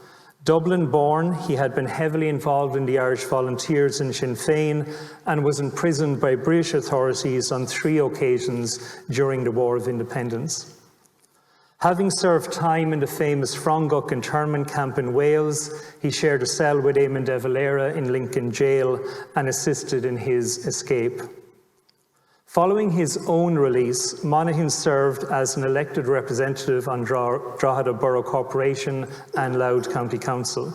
He took a pro-treaty stance in the Civil War and was shot in the neck in 1922, but made a full recovery. Why did Ernest Blythe pick pro-treaty Monaghan as Commissioner for Kerry, a county that had witnessed some of the most violent atrocities of both the War of Independence and the Civil War? One likely reason is that the government felt that if Kerry was to be held, it must be with an economy of civil servants' lives. In other words, Monaghan was deemed more expendable than a civil servant. Monaghan was provided with a generous salary, a motor car and a revolver, but he managed to survive his time in Kerry, transforming the financial fortunes of the council by aggressively cutting wages, denying pensions and chasing rates. What is interesting is that the public acquiesced to this assault on their democratic rights, probably because the dissolution occurred at a time of civil strife and there was little respect for local government. Diarmaid Ferriter comments, there was little evidence of public protest to this flexing of central political muscle. Dublin Corporation was also in the firing line. It was not a Republican-dominated local authority and had remained impressively neutral during the Civil War. Nonetheless, it had greatly antagonised the government, particularly on the issue of the treatment of prisoners. And the government's view was that sovereignty and self-government were to be vested in themselves, not spread or extended to local areas. On the 20th of February 1924, E.P. McCarran wrote to the town clerk of Dublin, John J. Murphy, informing him that an inquiry into the performance of Dublin Corporation was to be held under Section 12 of the 1923 Act. Under the chairmanship of Nicholas O'Dwyer, who was the Chief Engineering Inspector in the Department of Local Government and Public Health, the Dublin inquiry sat for 14 days in the Oak Room of the Mansion House in March and April 1924. The Irish Times and Evening Herald, both openly hostile to the corporation, rejoiced in the inquiry. An editorial in the latter newspaper stated, Jobbery and corruption are rampant in City Hall. The members of the municipal council are men of straw. They are not fitted in any sense to hold authority or to administer any municipal department. At the end of the inquiry, Nicholas O'Dwyer produced an inconclusive report. Nonetheless, it came as little surprise when Minister Seamus Burke announced that Dublin Corporation was to be dissolved, with its properties, powers and duties transferred to 3 government-appointed commissioners from the 20th of May 1924. Predictably, the Evening Herald celebrated and ran a front-page headline of Dublin Corporation abolished. The Irish Times also welcomed the decision and lamented that the corporation had been inefficient and extravagant. The Irish Times editorial noted that the rates were preposterously high, the streets were in a condition of chronic filth, and that the thoroughfares were a disgrace to a Lancashire mining village. The Belfast Telegraph described the dissolution of the corporation as a humiliation for the city, but a deserved one. Even the Roscommon Herald had a go, commenting, "Dublin's corporation has something in common with Dublin's stout. The longer it was kept bottled up, the more gas it produced." The 3 commissioners appointed to replace the corporation were Seamus Murphy, Dr. William Dwyer and Patrick Hernan, and they were in charge until October 1930, when the corporation was reinstated with Alfie Byrne elected as Lord Mayor. After the dissolution of Dublin Corporation, the government's attention turned to Cork. In 1924, Cork Corporation was a difficult council, divided on pro- and anti-treaty lines. The bitter mayoral election of January 1924, which anti-treaty councillor Seán French won by a single vote, did nothing to ease hostilities. Lord Mayor French struggled to unite the council, and with the Cork Progressive Association and the Cork Examiner calling for an inquiry into local administration, Minister Seamus Burke intervened. He ordered the holding of an inquiry starting on the 26th of August in Cork Courthouse. There was controversy even before the inquiry commenced. Alderman Richard Beamish, a councillor, TD, and the city's largest ratepayer through Beamish and Crawford, was quoted in the media as saying that the decision had already been made in Dublin to dissolve Cork Corporation. The inquiry was once again chaired by Nicholas O'Dwyer, and it sat for 9 dramatic days before packed galleries at each session. Lord Mayor Seán French offered a staunch defence of the corporation, highlighting the tremendous difficulties it had faced in recent years. These included the murder of Lord Mayor Tomás McCurtain, the death and hunger strike of his successor, Lord Mayor Terence McSweeney, and the burning of much of the city, including City Hall. Interestingly, the Lord Mayor also asserted that the people of Cork were partly to blame if local government in the city was not as effective as it should be. He stated, "A real and serious attempt should be made to educate the citizens in local services and to instil into them an interest in local government bodies and generally in local affairs." As was the case in Dublin, Inspector O'Dwyer wrote an anodyne report which did not contain a firm recommendation. However, confirming the assertion made by Alderman Richard Beamish in advance of the inquiry, Cork Corporation was duly dissolved. The government appointed Philip Monaghan as Commissioner, and he held power from October 1924 to March 1929, when the corporation returned following local elections, and once again Seán French was elected Lord Mayor.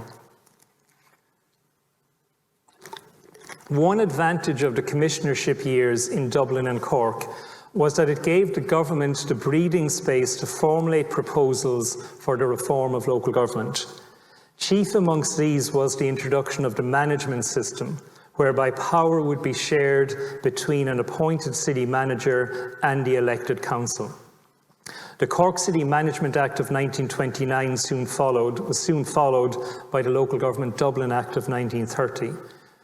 During a heated debate in Dáil Éireann on the Cork legislation, Seán French TD, Lord Mayor of Cork, of course, when the corporation was dissolved, and now a Fianna Fáil deputy, argued that he wanted a city manager appointed and not a city master.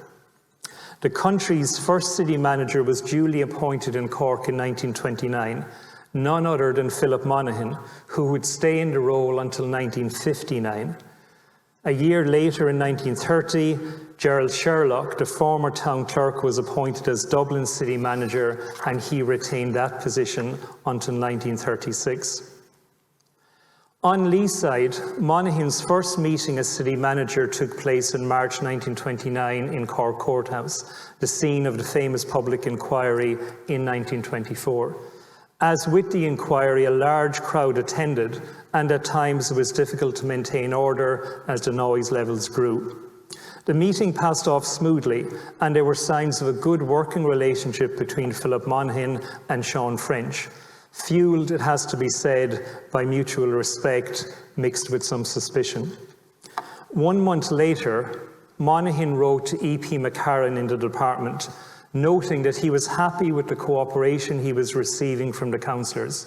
He wrote, "The transition from commissioner to manager looks like being uneventful. Somehow I am half disappointed. Peaceful evolution is not sufficiently spectacular or exciting for yours truly." However, Seán French remained sceptical. He delivered a speech in 1930 urging Dublin not to follow Cork's example, and he stated, "The Cork City Management Act is an insult to the people of Cork, a sneer at public representation, and a gross fraud on a good and decent people. Complete power has been given to the city manager."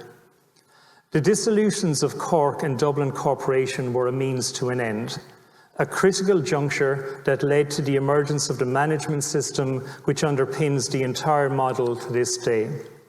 The problem, though, of course, is that centralisation was embedded as the dominant philosophy, to the extent that today Ireland has the least autonomous model of local government in Western Europe.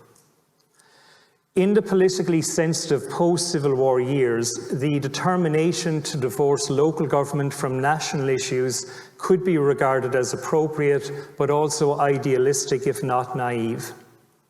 The irony is that Cosgrave and his colleagues in central government were well versed in how local authorities across the country had successfully undermined British rule during the War of Independence.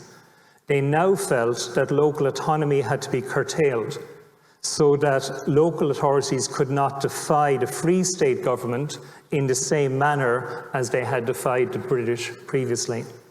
For their part, councils such as Dublin Corporation and Cork Corporation merely transferred their resentment from the British government to the new Irish government. It is worth noting that the power of dissolution, an experiment or temporary provision in 1923, remains on the statute books. It's now called the power of suspension and was contained in the Local Government Act of 2001, which codified and updated all previous local government legislation. If a local authority is struggling to pass its budget, it will once again be threatened with the axe. The respected local government scholar, Dr. Mark Callanan, poses a very valid question. Is it appropriate that one elected branch of government can effectively overturn the results of a local election and suspend another elected branch?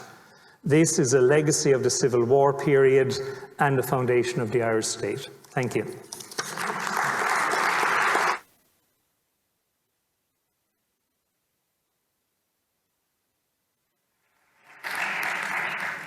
Thank you very much, could I just mention to our coordinators that I seem to be locked out of Slido, so I'd be grateful if somebody could get me back in, please, before our Q&A begins.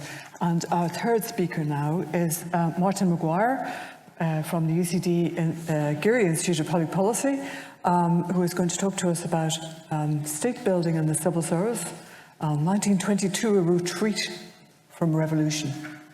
Thank you, thank you. I'll start with a quote from the journal Irish Revolutionaries, which is the journal of the Civil Service Federation, which is an umbrella organisation for all civil servants. And this is from the very first issue of their journal from January 1923. And I just quote from the editorial. It says, at the time of the treaty, that was 1 year earlier, at the time of the treaty, the civil servants had been enthusiastic at the prospects of an efficient national civil service and celebrated the camaraderie which had infused the Gaelic League and which it was hoped would now infuse the nation and its civil service. However, now, 1 year later, the mood is one of foreboding. National freedom has meant an attack on workers, on trade unions, and on the civil service. So, in 1923, as the Irish Free State came into being, the attitude of the civil service was one of suspicion and defensiveness. And for many civil servants, the state was already failing to meet the bright ideals and generous ambitions of the revolutionary period, which is a theme that An Taoiseach mentioned this morning. I think the context, first of all, to look at the context of the wider post-World War I process of state building across Europe, as Professor Biagini mentioned this morning, Europe had, what was going on in Europe was the dismantling of empire and turning empires into nation states. That meant the construction of a civil service for a nation state from the former imperial regimes, and to the new state forms had now to be created. And that meant civil servants had to learn to shift from an imperial identity to a national identity. The tradition that they'd been brought up in was one of loyalty to an imperial dynasty. So they were loyal to the Habsburgs or the Romanovs or the Ottomans. That was now to be replaced by loyalty to the nation state, as this wave of state building alongside civil wars was sweeping across Europe. And therefore, across Europe, we begin to see the application of a test of national identity being applied to the civil service. Just exactly who are you? So in Alsace-Lorraine, that had been under German occupation, civil servants were now having to prove, as it were, that they were French rather than German. Hungary, there was a great deal of suspicion about the Slovaks, and the Slovaks of the Czechs, the Romanians of the remnants of the Habsburg Empire.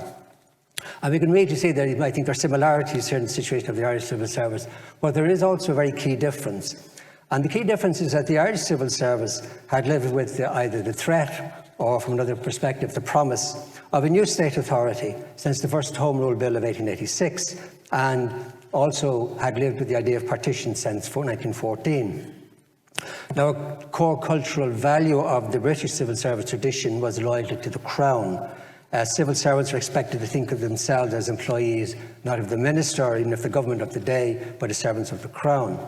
The Irish civil service, I think, largely as a result of the long drawn-out Home Rule debate and the criticisms that were directed at the Irish civil service within that debate, the Irish civil service had a very weak identification with the British imperial state. And driven by the cultural movement, a growing sense of patriotic nationalism. And the 1916 Rising brought this home. There was an inquiry, a very discreet inquiry into the civil servants who had participated in 1916 or there was suspicion had been sympathetic to it. And there was a great deal of surprise within the inquiry at the attitude of these civil servants, which basically was that if we do our job 9 to 5, what we do after 5 is none of your business.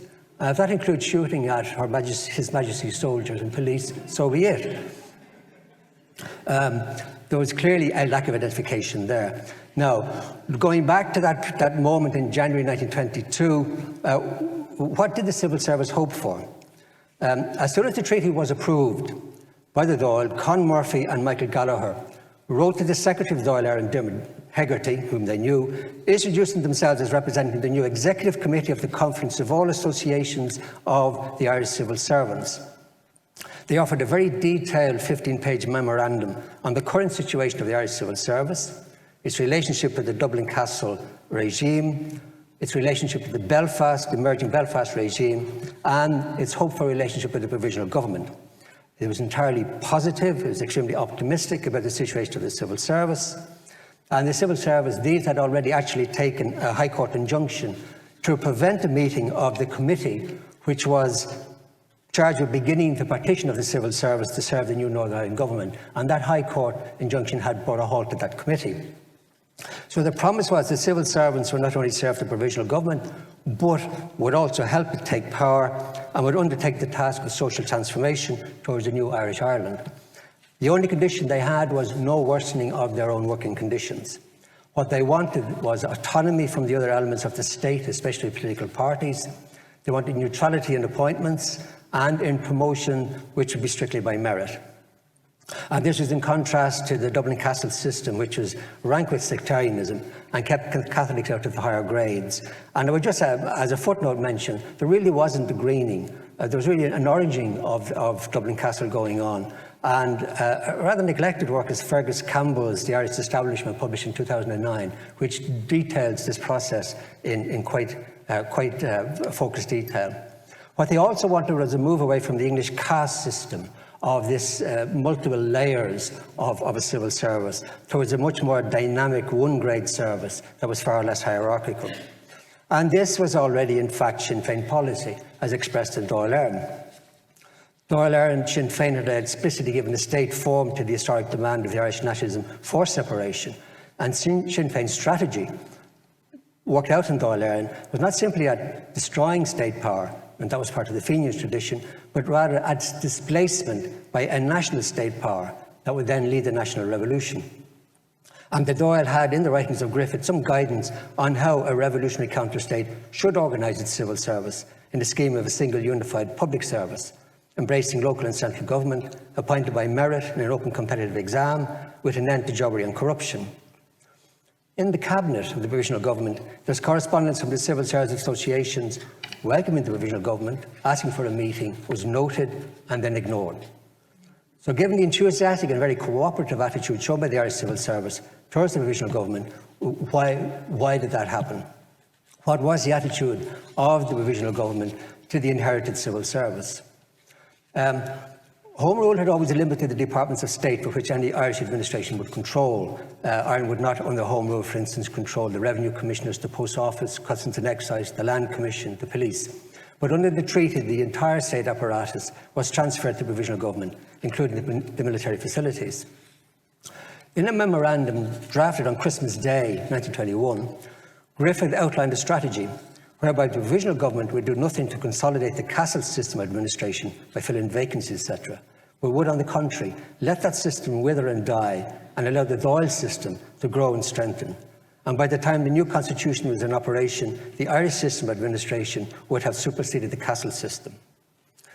Therefore, the provisional government, the plan would take control of the distant civil service, would then isolate it from power and decision-making and direct all business to the civil service under the control of the Dáil Éireann Ministry. And we begin to see that process being worked out. January the 16th, on the takeover of Dublin Castle, the first directive of the provisional government was issued, directing that all law courts, corporations, councils, departments of state, boards, judges, civil servants, etc., hitherto under the authority of the provisional government should continue to carry out their function unless and otherwise ordered by us, taking full control. Provisional government also prohibited any action altering the status, the rights, perquisites or stipends, or the transfer or dismissal of any officer, servant, employee or functionary of the state, or the removal of any records, documents or correspondence.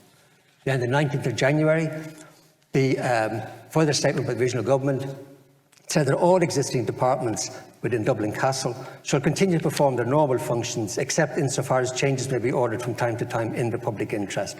And for the better regulation and control of these services, the provisional government has appointed certain of its members and others to direct their activities and be responsible to that government for their efficient conduct and maintenance. And then there was the 51 castle departments were then listed and brought under the control of 9 ministers, beginning that process of intense centralisation that is referred to already there. At the same time, there was a lot of discussion actually going in within the provisional government cabinet on the future civil service of a free state. This was characterised by complete and outright hostility to the castle civil service and a determination to replace it. Owen MacNeil prepared a memorandum outlining a proposal to make the fact of the change of government penetrate every cell and fibre of the old government system. At the heart of its scheme was a supervisory commission of a small number of the best men in the civil service, qualified by what he called their sound national outlook, to act as a kind of watchdog over the senior civil servants. It suggested that the provisional government select 3 or 4 existing Irish civil servants from each of these offices of sound national outlook to act as the eyes and ears of the provisional government. This was in fact a strategy being adopted at that stage by the Bolsheviks, who inserted the political commissars into the Tsarist regime to keep an eye on them. In May, before the general election, Collins circulated a request to the members of the provisional government to provide a summary of the work of their departments, with an outline of reforms, economies and improvements. The outbreak of civil war in June prevented the sweeping changes that clearly were being planned for the Irish administration. From that point on, the provisional government had to assert control not only over the Castle administration, but also of the remnants of the Dáil departments. As the Dáil, Sinn Féin and the IRA all split, some of the staff of the old Dáil departments, many of them also members of Sinn Féin and the IRA, were seen as no longer reliable. The legitimacy of the provisional government was challenged. There were instances of insubordination and refusals to obey instructions. Now, oaths of loyalty to the provisional government were being demanded of civil servants, failure to account for movements led to dismissal. In contrast, whatever the private sentiments of individual civil servants, the entire Castle apparatus, without exception, accepted the legitimacy of the provisional government as the state authority. I think perhaps the most important reason that the provisional government abandoned plans to create a completely new national civil service was the immediate task facing the fledgling state was waging war, and war is the most state-defining activity of all. Thoughts of building a completely new and national civil service were quietly abandoned. And as the provisional government concentrated on the growing military threat of the anti-treaty IRA, its control of civil government weakened. Collins, McGrath, O'Higgins and Lynch were transferred from the civil government to the army, and the provisional government seemed to exist only as a facade for the War Council. And the survival of the new state depended now on the army and not civil government. Gavin Duffy emphasised to Mulcahy the danger that now lay in creating the impression that the men, as he put it, who matter, have gone to the Portobello barracks, leaving only a feeble residue in Merrion Street. There was a real danger that the military alone would become the expression of state authority in the emerging Free State, as if Ireland was moving towards a pattern that was emerging across Europe of dictatorship by consent. No challenge to the authority of the state was to be tolerated. Faced with a strike by the post office workers, the government responded as if the strike was inspired by the irregulars rather than by discontent on pay. The provisional government recruited pensioners and the unemployed to act as strike breakers and issued a statement that the government does not recognise the right of civil servants to strike. In the event of a cessation of work by any section of the postal service, picketing such as permitted in connection with industrial disputes will not be allowed. The other civil service organisations remained aloof from the strike, but the assertion that they had no right to strike made a deep impression and was referred to fearfully as the growing autocratic attitude of this government. Early in 1923, Professor Henry Kennedy of UCD was asked to study recruitment in the civil service generally and to suggest a system of recruitment for the public services of the Irish Free State.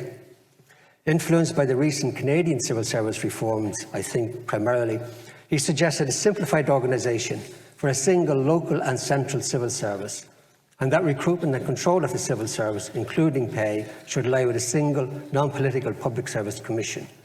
This is very much within the Sinn Féin tradition. This reasonable suggestion was rubbished by a barrage of memos from the Department of Finance, for whom I have a different attitude, who dismissed the report as uninformed, mistaken, rubbish as nobody's talking about, and even unconstitutional. The best system in the world, they suggested, was the British system, where the Treasury reigned supreme on civil service matters. So Kennedy's report, hole below the waterline, sank without trace, and finance established itself as the dominant department, and from then on the flag bearers for a counter or a retreat from revolution. Joseph Brennan, J.J. McElligott and Henry Boland dominated finance for the first 30 years of the state. And the history of the civil service of the independent Irish state could be summarised as a struggle between the Department of Finance and everybody else, including the civil service associations. The Department of Finance, a completely new department for Ireland, aped the structures and attitudes of the Whitehall Treasury. In fact, the structures and procedures of the Department of Finance were exactly the same as the Whitehall Treasury, though the British department was bigger and far more complex by many multiples. It also retained the complex, hierarchical grading structure of the British civil service. with the multiple layers, entirely unsuited for Ireland. Though this was less, in fact, about the task being undertaken, it was really about intimidation and control. A civil servant that showed a little fight would spend their entire career languishing as executive officer grade 2. Boland points this out in a letter to Brennan at the time of the Brennan Commission into the civil service. And here I quote, "The position that our department, finance, occupies in the mind of the civil service generally, and the respect they show for our minister's authority, must obviously be very largely affected by the feeling that ours is the minister and the department who in so large a sense can control and determine the fortunes of individual civil servants. I need not enlarge on this point." Brennan knew what he meant. Brennan, deeply conservative, could be relied upon in any inquiry to find reasons not to change anything. For instance, he saw no point in the Department of Statistics. He resisted suggestion from Industry and Commerce for an annual census of industrial production. He could see no point in it. H.B. Boland, a lifelong Parnellite, awarded an OBE in 1918 for his services in the Department of Munitions, determined to show that a self-governing Ireland could be growing economically and far cheaper than the British had managed. Power and dominance of finance was more important than efficiency. He, Boland, waged a very long, though unsuccessful campaign to persuade the government to forbid any civil service association joining Congress. McGilligot saw his job to fight the abiding sin of all politicians. What is the abiding sin of all politicians? Optimism. Particularly incensed at Industry and Commerce's creation of state companies, headed by civil servants but beyond the control of finance. And McGilligot, I think he's referring to John Leyden in the Department of Commerce in this memo. He says a fair number of civil servants seem to feel they are justifying their own existence and incidentally increasing their own importance by suggesting new measures. John Leyden, whom I think is referring to, 30 years of age, in 10 years had rocketed up from higher executive to assistant principal to Secretary General of the Department of Commerce. And that department becomes the real driver of economic development. This is under Lamass, with Leyden as their Deputy Secretary. They created the new state-sponsored sector. That department grew in the areas of electricity generation with ESB, sugar beet production with Bord Siúcra Éireann, industrial alcohol with Chemical Cho, pea production Bord Namona, civil aviation with Aer Lingus, industrial credit the ICC. The management of all these innovations in a state-directed development were recruited from the civil service, underlying, firstly, I think, the absence of a native entrepreneurial class, but also, I think, emphasising the calibre of the civil servants. And this developmental leadership role brought the civil service into the position and into the role that reflected their own view of themselves, going back to the Sinn Féin days. They saw themselves as engines of development. And this new form of state power necessitated a new image of the civil servant, professional, technocratic, and shedding any suspicion of a colonial remnant. And the civil service begins to be finally recognised as an engine of social change, to be used to reshape the Irish society and economy as servants of the nation. I think to end, unfortunately, the hierarchical system was maintained, and that was dead weight on the civil service. This meant that if you entered into the Department of, say, Brian O'Nolan, entered the Department of Local Government and Public Health as an AO, and remained there in that department, it was hell for him. He hated the department, hated the work. There was no possibility of moving out of there. And his only advancement would be to move from AO to Assistant Principal Officer to Principal Officer and perhaps even an Assistant General Secretary within that same department. And it was a dead structure. But on the positive note, the civil service of Ireland is probably one of the few that maintains continuity with the process of state construction. All the others were swept away.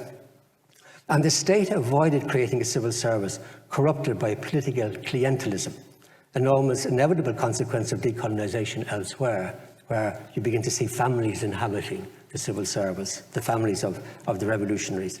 It's also very striking that the revolutionaries that did turn to active politics all choose the path of engagement in the very uncertain world of electoral politics. Very few choose what must have been the tempting option of a new career in the emerging civil service.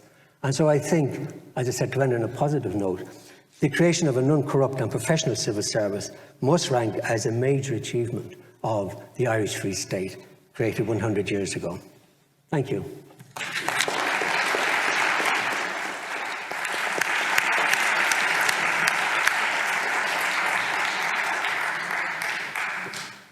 Thanks very much, Martin, and thank you all very much for keeping so beautifully to time. So we have time for a number of questions, and we've got quite a few coming through. So the first one I'm going to put is to John. There are a couple of questions here about your energy policy and the ESB. Somebody asks, you say there was little innovation in the 1920s. Really? What about the state capitalist project, like the Seán scheme, nationalisation of the electricity systems, the ESB? These are pretty dramatic and radical attempts at really kind of shock therapy for growth. And there's a rider to this. This sort of energetic innovation, the early years of the state, does this have any implications, any lessons for us as we think about the current drive to decarbonise Ireland? No, in terms of those projects, they were innovative. Where the government was not innovative, it was in its fiscal policy, that it balanced the books. And when you think of the investment in rebuilding Dublin, there was huge, they had to deal with the problem of the army, and right, by 24, is it 25, you're beginning to run down the army. But the restoration of Dublin and the buildings, that they should have probably, like, looking at it with the benefit of hindsight, they should have borrowed to fund the redevelopment. So it was unduly restrictive. Now, in terms of, they had problems in terms of the first national loan, but they probably could have borrowed more to invest. So it is in that sense, the Department of Finance was not innovative in terms of fiscal policy. In terms of Seán scheme and so on, yes, that was innovative. And the incoming Fianna Fáil government in 32 used the additional resources, some of it wisely, some of it unwisely, in terms of expanding the role of the state. What about then modern innovation? What about decarbonisation? Do you want to say anything about that? Well, one can say with the benefit of hindsight, and this applies more in the post-war period, the investment in peat was a disaster environmentally. It was also unwise economically. However, during the Second World War, that the problems in terms of energy supply, if you look at Ireland and Sweden, they had very different experience. And the fact that energy was supplies were cut off to Ireland, and you were left with wet turf, which didn't really work. It was a fairly, but you're moving way beyond the foundation of the state. Absolutely. It is interesting, on the corner of Holles Street and Fenian Street, there's a little silver box, if you ever look at it, and it says Pembroke Urban District Council Electricity Company with a crown on it, and it's still used by the ESB, but it was the formation of the ESB and the development of the network but that, I suppose, when I talk about innovation, I was thinking of fiscal policy. Indeed, it was mostly fiscal and financial you were talking about, but I have to respect that. Yeah, and Kevin O'Rourke makes the point that the government, like in terms of protectionism and so on in the 30s, the government had no choice. The rest of the world was going down that route. You wanted to say something on this? I would just point out that Joseph Brennan, Secretary General of the Department of Finance, was kept in the dark about the Aodh Quinlivan scheme until it had been agreed by Cabinet. And when he found out that he'd been blindsided by his minister, that was the end of the relationship with Blythe and led to him leaving the Department of Finance. If he had known about it, he would have stopped it. He would have seen that as a Stalinist-style white elephant, and we can't afford it. And he would have blocked it. He would have succeeded. Right. So we have Aodh Quinlivan because Brennan was sent off to get the coffee or something. And they quickly agreed and signed off on it before he could stop it. We have a question for A. Quinlivan. Would you like to comment on why decentralisation remains controversial and difficult, well, particularly with reference to the original way in which the whole thing happened? It's a big question. I think, to begin with, maybe there's a differentiation between decentralisation and devolution. You know, in the sense that I think in Ireland we tend to define decentralisation as moving parts of the central administration to marginal constituencies for political gain. Devolution obviously is the idea that you would transfer powers and functions to local councils. And I think it comes back, obviously, that centralist mentality from the 1920s that became very embedded. You know, we've gone from over 600 local councils down to 114, now down to 31 since the abolition of the town councils. So we're continuously moving in that direction. It's linked to all sorts of things like our political culture. You could argue whereby if you're not around a cabinet table nationally, to some extent you're doing local constituency work, and that is what we support. So our national politicians want to do that local work. They don't necessarily want to vest that power to the local councils. They would also argue maybe in some areas where they did devolve powers in regard to planning that it didn't go particularly well. Thank you. You've all been telling us a story about the ways in which various institutions of the state have evolved and become stabilised. And one of the themes that has come out of each of the presentations, as I see it, is that of control, the centralisation of power and the imposition of control in a situation where there was enormous civil unrest and huge reconstruction to be undertaken in the country. And I wonder if you have thoughts about the tension between the creation of a national revolution and the social aspirations that were coming up for a change in allocation of resources, in what the state would do for people, the democratic sort of articulation of preferences into the political system. Because you've each told us a story about this very complex interplay between a British state that was a colonial state, but which provided stable institutions. An alternative way of thinking about the construction of the state, where the national elite was trying to now form new institutions and was drawing on the inherited legacy of the stability or the perceived legitimacy of established ways of doing things in ways then that locked in a conservative disposition. So it was particularly evident, I suppose, in John, because you brought out this aspect of fiscal policy and the financial decisions that were made, that the bias or the thrust of finance was towards treasury model, and that this had long-standing consequences. I don't know if there's something else you might like to comment on in relation to this. Well, one of the things which surprised me reading the recent work was by Michael Laffan on W.T. Cosgrave, that his career in local government and his commitment to the housing problems of Dublin, he then becomes President of the Executive Council. And that issue, you would have expected in the second half of the 20s, that issue to have, given that it was so important to him, that he would have addressed it, but it just didn't come up. Maybe the government was tired after dealing with so many other things, but that was a lack of innovation. In terms of sort of finance, and you see it in 32 when new government comes in. Finance only controls if the government agrees with it. New government, new policies, and finance were not, they weren't happy, but things happened because the government wanted them. One thing which I'm not sure whether it's correct, but I was told in the 70s when I delivered 32 copies of a memorandum for government, which you had to do to the Department of the Taoiseach for circulation, one for each minister, one for each secretary. There was one copy went to the basement, and they checked up in the early 70s why it went to the basement.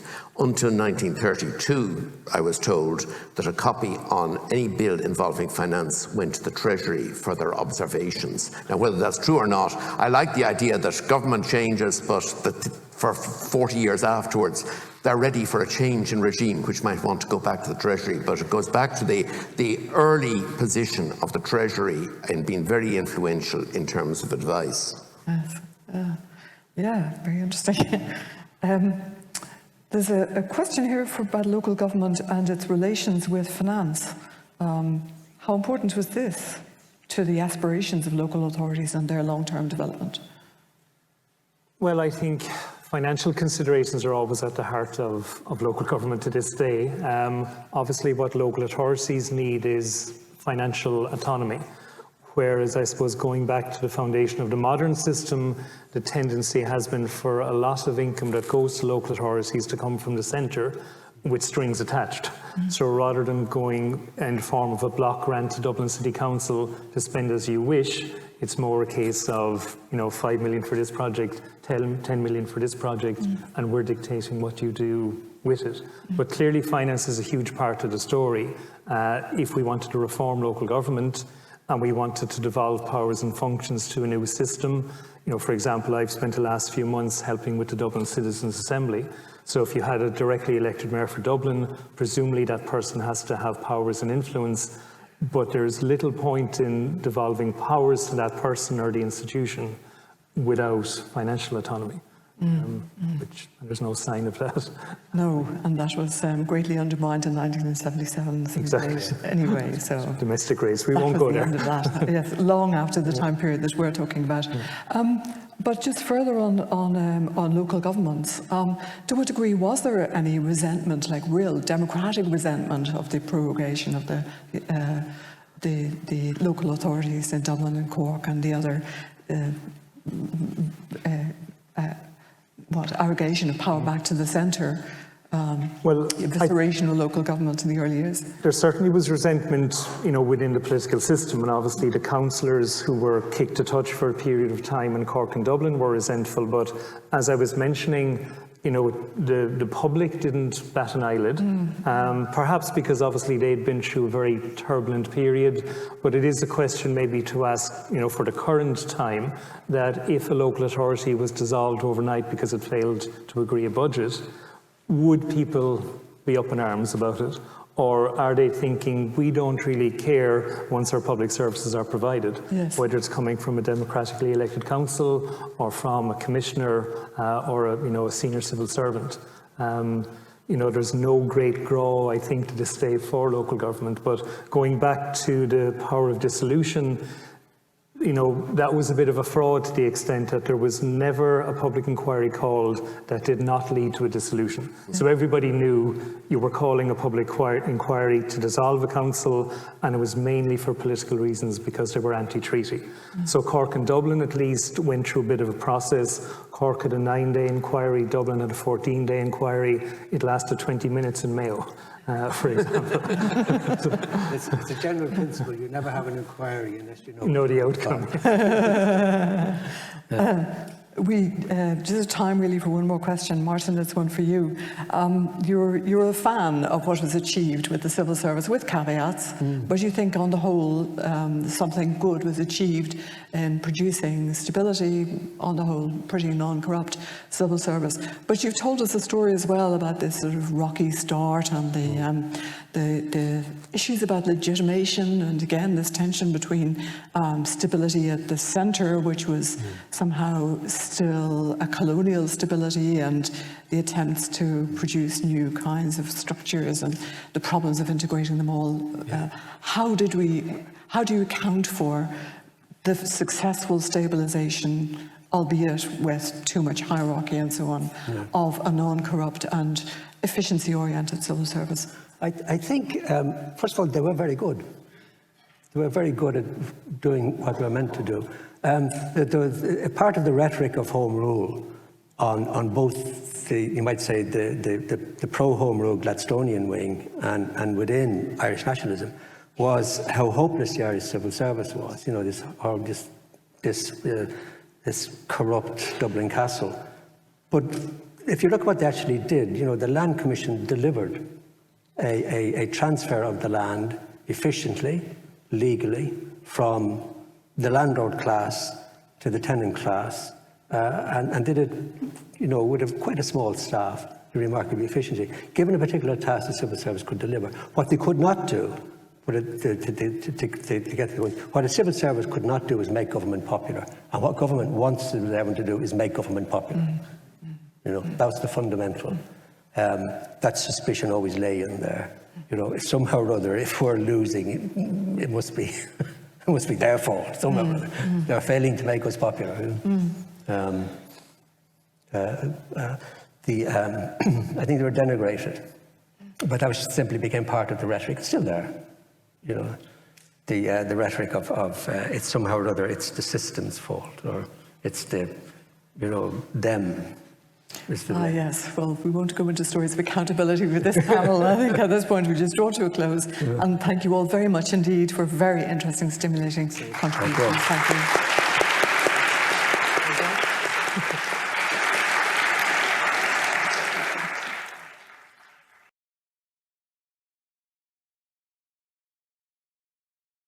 You're very welcome to the closing session of today's event. I'm Imelda Marr. I'm Professor of Law in the Sutherland School of Law, and I'm just delighted to be invited along to chair this session. Delighted to see law being a focus of analysis in this marvellous event. It's a great pleasure to be on a panel with these two speakers. We have the Honourable Mr. Justice Gerard Hogan, who's a member of the Supreme Court, but perhaps better known certainly to the scholars of Ireland as the most eminent constitutional lawyer of the state, for many a long year now. So we're really, really privileged to have him with us today. And our second speaker is Bláthna Ruane, who's a senior counsel, but to those of us in the law school, she's one of our adjunct professors and has had a long-standing interest in legal history, where she, in fact, as part of that, she undertook a PhD at Cambridge University. And so I think, Bláthna, it's fair to say you straddle the worlds of practice and academia, as indeed does Judge Hogan. And without more ado, if you would care to start. 20 minutes. Thank you.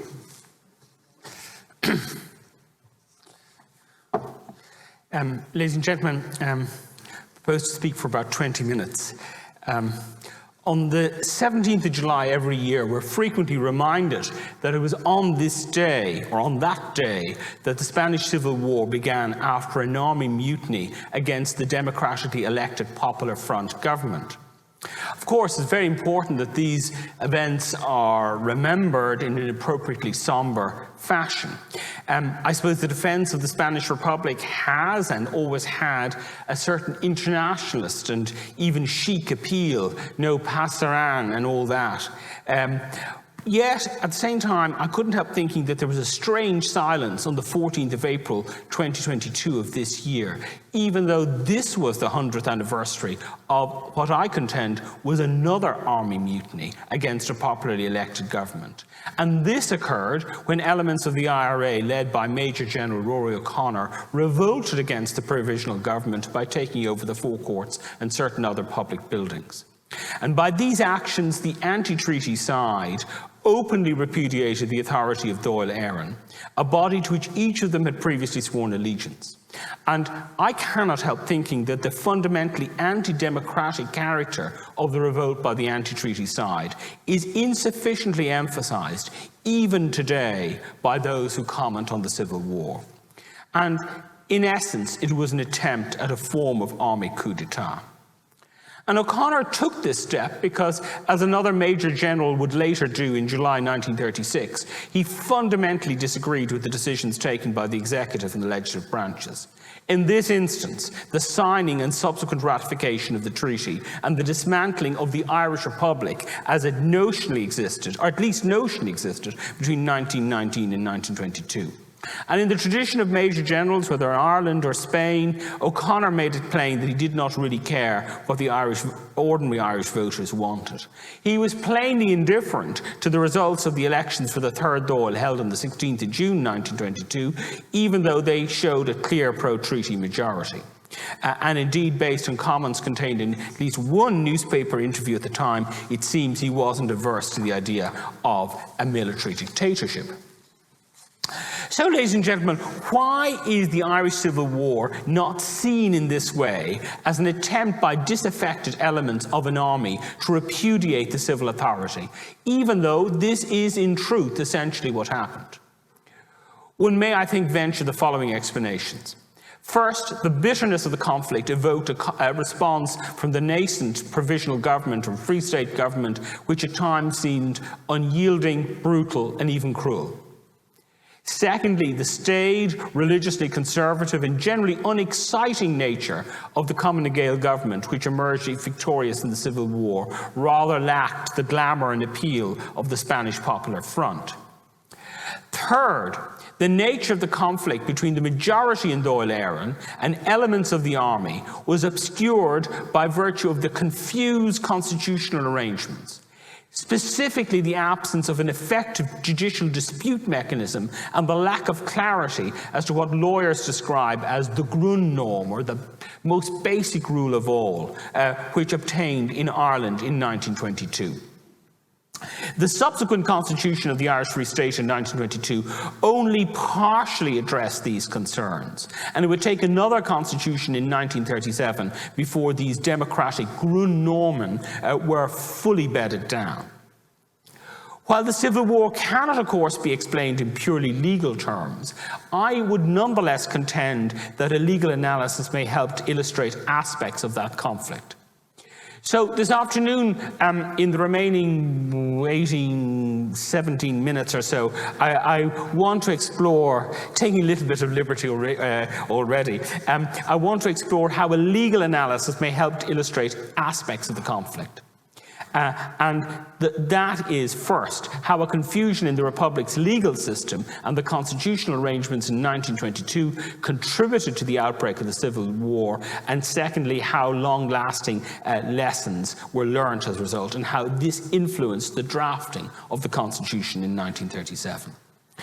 Now, you can start all of this analysis, and I've written you'll be glad to know, a much longer paper, which I won't inflict on you. But I think we can say by its axiomatic that in any democratic society, the decisions of the majority, as expressed by the people's representatives, must be obeyed, even if we personally disagreed with them. So the starting point has to be that on the 6th, 7th of January 1922, Dáil Éireann approved the treaty by a majority of 64 to 57.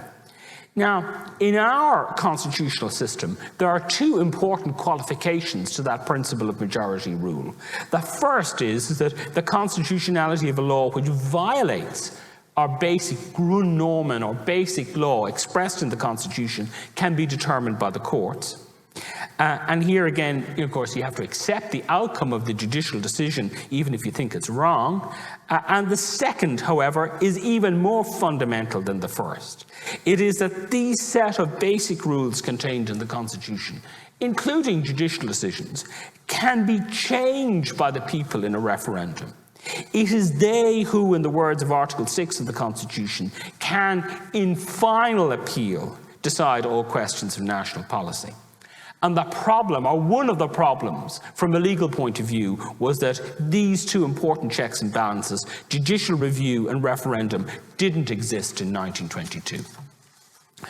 Now, as I say, the starting point has to be that the Second Dáil voted for the treaty. Let's recall that that was an all-Ireland body.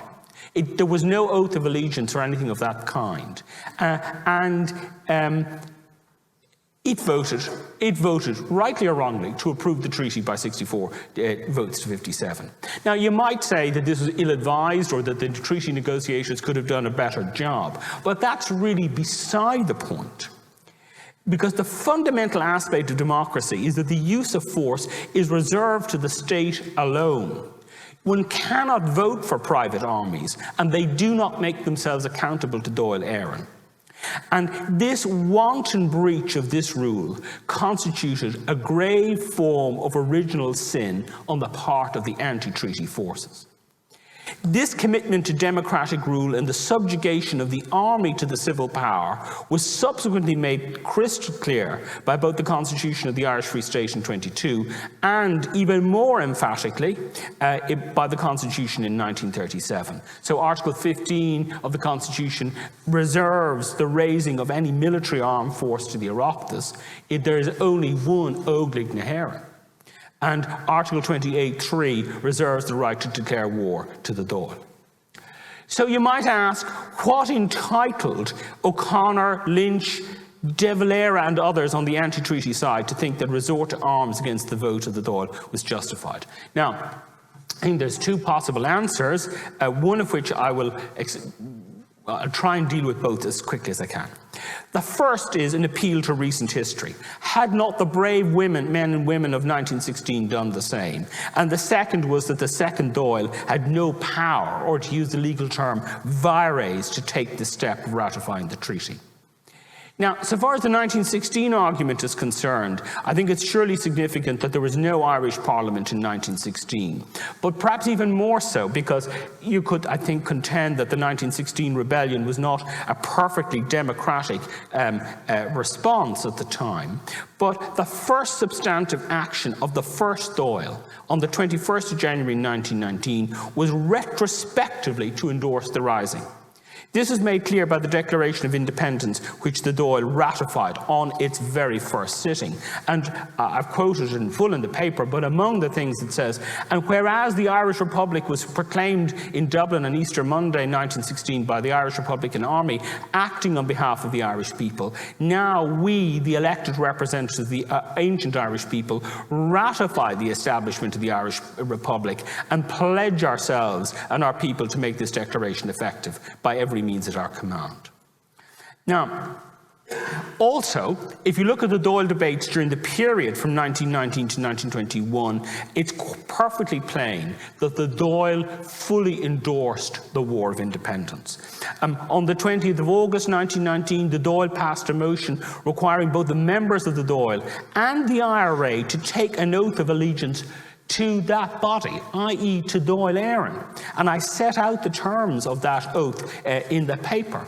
And the necessity for the oath was given by the then Minister for Defence, Richard Mulcahy, and he said that, this is in the Dáil debates in August 1919, he regarded the Irish volunteers as a standing order and that as such they should be subject to the government. And then he went on to explain why the oath was put there. So it was perfectly plain that the effect of that oath was that the IRA came under at least, very least, the nominal control of the Dáil, and that the Dáil took full responsibility for the IRA.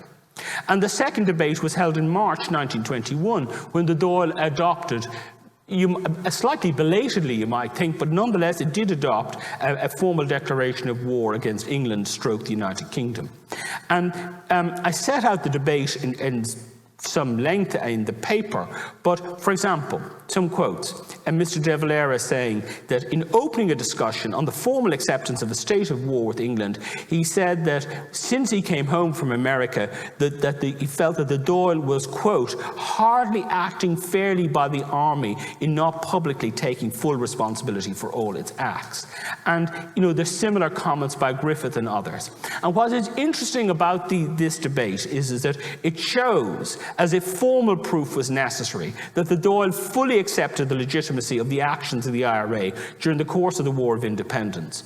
And the debate really on whether there should be a declaration of war had been reduced to a question of tactics. And you can see the legal concerns of the ministers at the time. De Valera saying the Dáil was hardly acting fairly, Arthur Griffith saying the Dáil should accept the army as being the army of the Republic, and so on. So you can clearly see that here the Dáil is in a sense acting as a parliament should, taking full parliamentary responsibility for the exercise of state power, of violence as state power.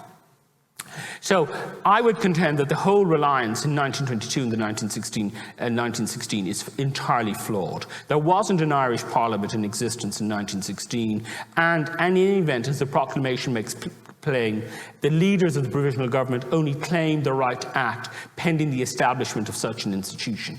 And by 1919, there was such a parliament in existence, and it was one which represented the majority of the Irish people. It not only affirmed at the first opportunity what had been done in 1916, but it also asserted control over the IRA, and then it subsequently declared war. Now, ladies and gentlemen, critically, none of this ever happened to the cause of the anti-treaty side in 1922.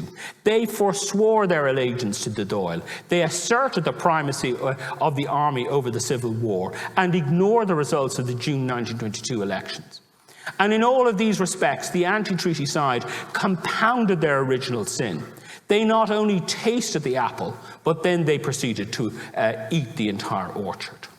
So the second question is whether the second Dáil enjoyed a jurisdiction to ratify the treaty. Now, this is a long and complex question, which would take me, you'll be glad to hear, probably more than an hour or two at least, even to get started on the question. But I'm going to pass over all the various legal proceedings in 1922, the habeas corpus applications and the conflict between the Dáil courts, the winding up of the Dáil Supreme Court, the various habeas corpus proceedings once the executions policy started. I just simply want to say this. One of the problems in 1922 was that there was an internal contradiction within the legal system of the Irish Republic, insofar as that body, in a sense, notionally existed between 1919 and 1922. In the terms of some legal theory, you have to ask, where exactly did that grund norm lie? Where was the grund norm of the Republic's legal system? Was it a resolution of the Dáil? Or was it the 1919 Oath of Allegiance to the Republic? Or was it the Dáil Constitution of 1919?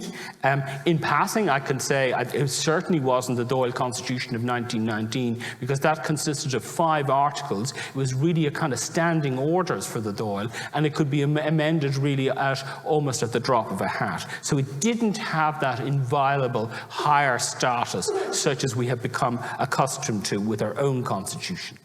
Or was it, as many of the anti-treaty side seem to think, the very existence of some kind of mythical, inviolate, all-Ireland republic, by reference to which the validity of every law, agreement or treaty with the British stood to be judged? And what exactly was the status of the various decrees from the Dáil ministries, which was much in use in 1922? And they seem to be a muddled mixture of executive decision and legislation. And so perhaps it was possible for each side to have its own view of law and legitimacy in respect of fundamental constitutional questions, which, as you can see from the debates in the antebellum United States, can itself be a recipe for civil war. Now, at its heart, the anti-treaty side charged that the Dáil had no power to ratify the treaty, as it compromised the status of the Republic.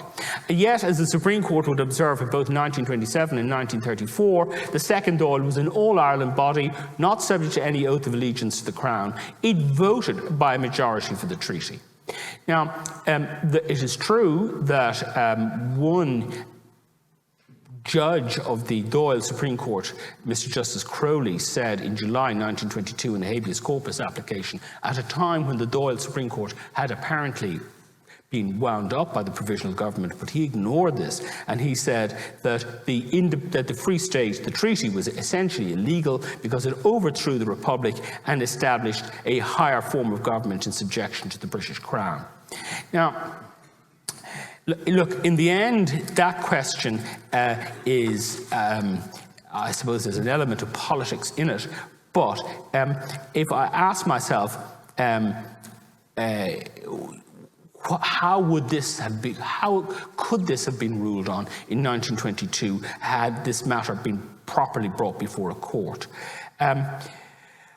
I say that the absence of a clear grund norm within the legal system of the Irish Republic complicated matters, because it was never clear if the notional establishment of the Republic in 1919, or was it even 1916, was legally inviolable, or even when legislative power ended and executive power began.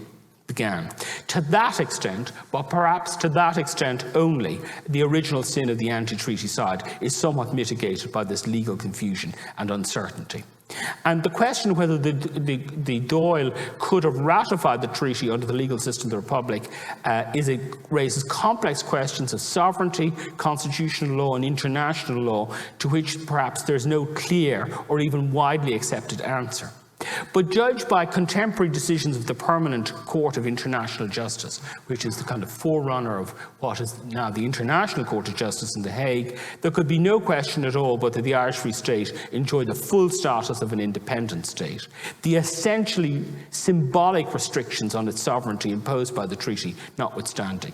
And I quote from a judgment of that court in 1931, which I think best sums up the attitude of international law, both then and now, where it says that a state can accept restrictions on its liberty of action to which does not affect its independence, provided that the state does not thereby deprive itself of its organic powers.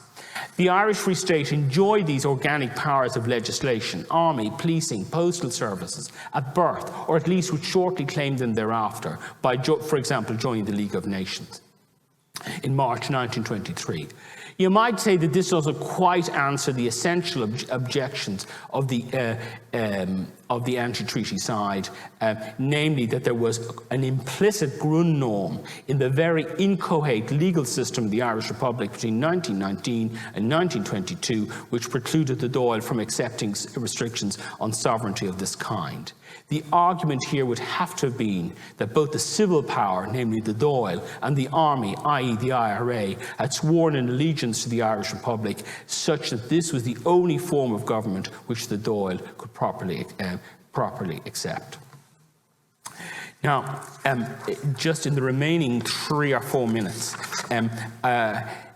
I say this. It might come as a surprise that a person associated prominently with the anti-treaty side, and who in 1922 considered that defying a majority vote of the Dáil was legitimate, namely Mr. De Valera, would take the view that he did when drafting a new constitution in 1937.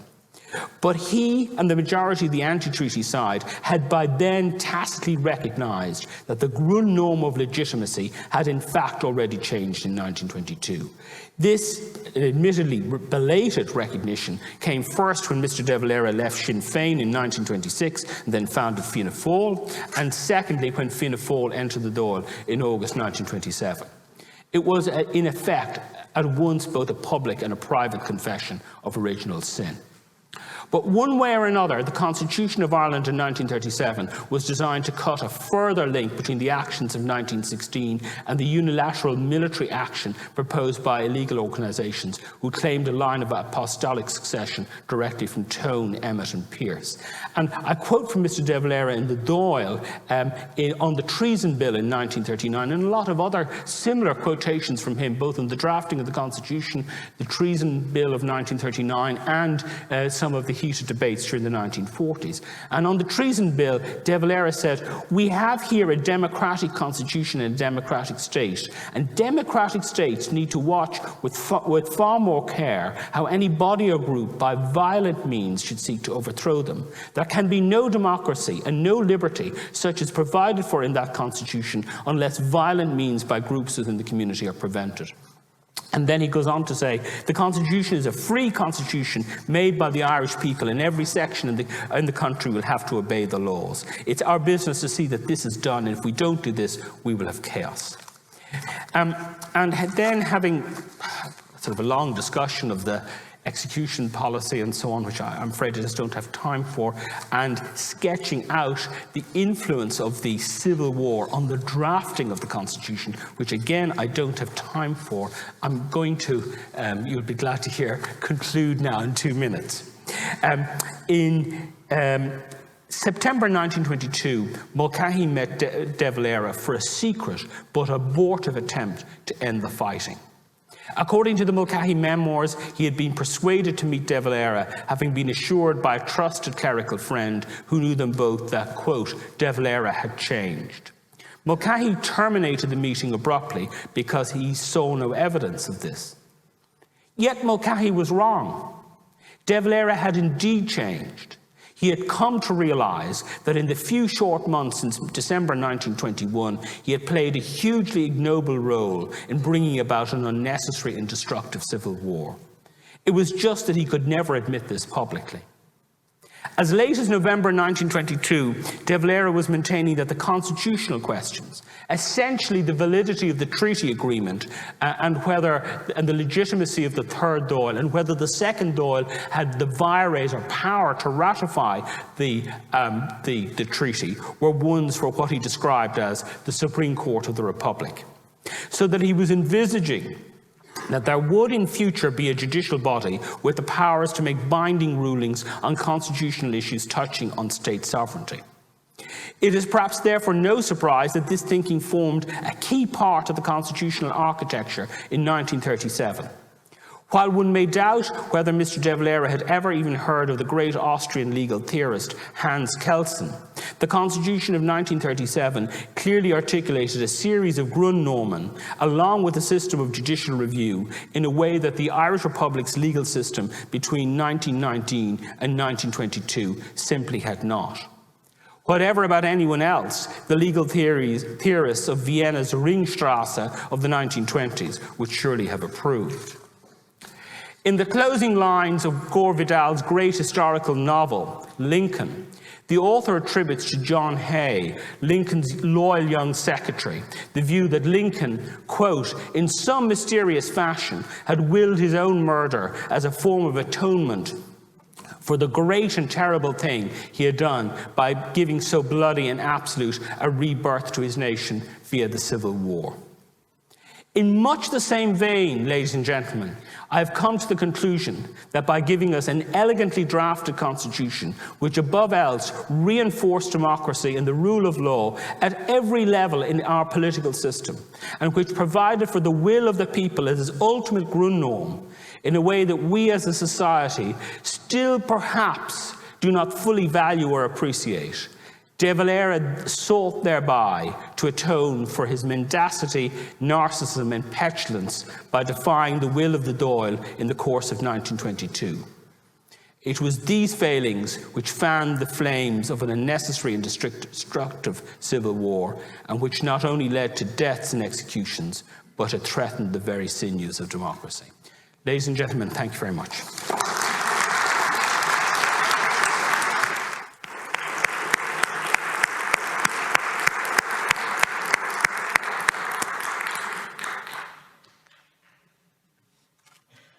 Afternoon, ladies and gentlemen. Thank you first to UCD for the kind invitation to speak here today. You'll be relieved to know there'll be no more talk of original sin from this podium. I'd like to talk to you briefly about the main highlights of what was a critically important but frequently underappreciated element in the establishment of the Irish Free State. The successful foundation of the courts in 1924 was not a foregone conclusion, but it proved critical to the restoration of the rule of law, which was of course essential for the very survival of the new state. The process began in an era when the competing roles of the Crown and the Republican or Dáil courts were already intensely politicised, when the Four Courts and many other courts throughout the country had been destroyed, when the court system was utterly disrupted and the personnel, judges, barristers and officials were subjected to violence and threats.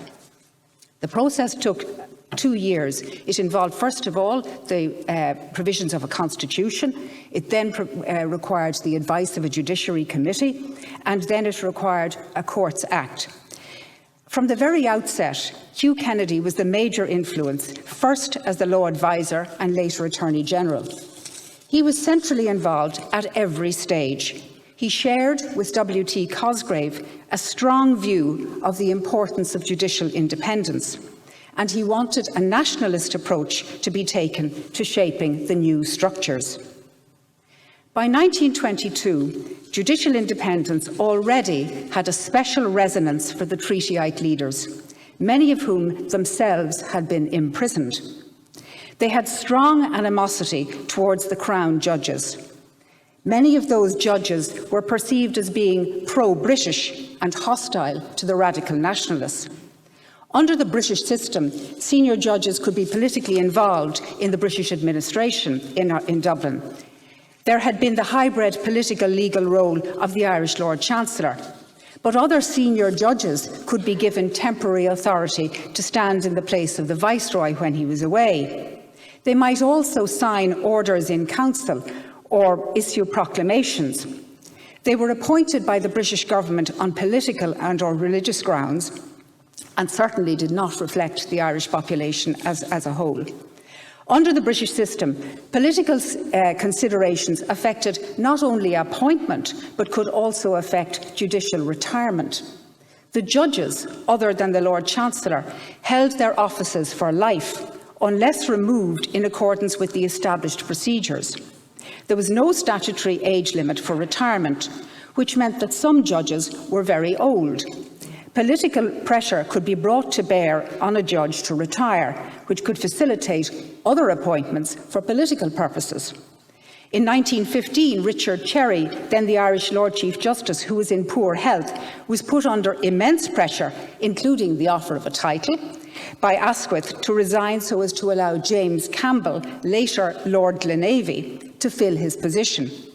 Asquith also attempted to target other judges. They didn't give in, but eventually Cherry did, and Campbell succeeded him.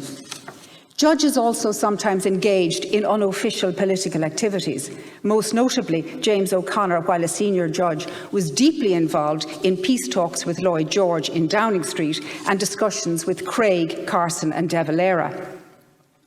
Although in 1920 the senior Crown judiciary had privately successfully resisted the proposed establishment of a 3-judge tribunal to try cases without a jury, they were seriously damaged by controversial judgments on habeas corpus, particularly the notorious Allen's case in February 1921, which led to convictions carrying death sentences. Later, Charles O'Connor, the Master of the Rolls in Egan and Macready, had refused to follow the reasoning relied on in the Allen case. The difference suggested to many Republicans that the Allen decision was influenced by the political outlook of the judges. In addition, the County Court's handling of compensation claims for malicious injuries and damage was also deeply resented because compensation was recouped from the rates paid by the local population. The animosity towards the Crown judges was such that in August 1921, the Dáil met in secret session to make contingent arrangements for the resumption of war if the then proposed peace talks failed. The then Minister for Home Affairs, Austin Stack, wanted extreme powers, including execution, to deal with the Crown judges on account of their handling of Allen's case and compensation claims. De Valera, Collins and Griffith did not dismiss the proposals. All felt somehow unease about such a proposal, but equally they considered that if the truce broke down, then very serious steps would have to be taken. The senior Crown and lower Crown judges were at that stage accustomed to the risk of attack or assassination by militant Republicans. The British acted to protect their judges, and Article 10 of the treaty provided that judges who retired or were discharged would be compensated for loss of office. Despite the animosity towards them, transitional arrangements agreed with the British implementing the treaty in January 1922 made clear that the Crown courts were to continue until new courts were set up. Operating parallel to the Crown courts, there were, of course, the unofficial Republican or Dáil courts, established as a weapon to supplant British courts and to undermine their regime. Not surprisingly, that led to British suppression of them and imprisonment of Dáil judges and officials. The Dáil courts operated in difficult circumstances and were relatively effective despite the lack of resources.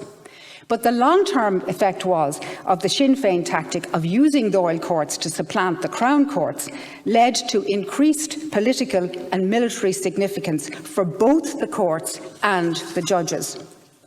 Initially, following the treatyites hoped, very unrealistically, that the Constitution would be adopted quickly, so that the transitional phase during which the Crown courts were to continue would actually be short, and the new courts would soon be established.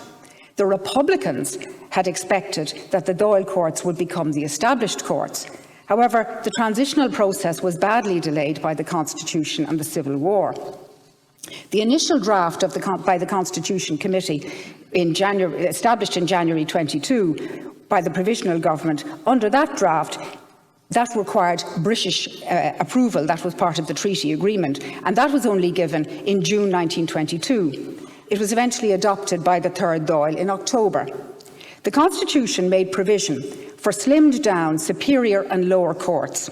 Article 66 provided that the Supreme Court's decisions were to be final, save for a restricted right of appeal to the Judicial Committee of the Privy Council.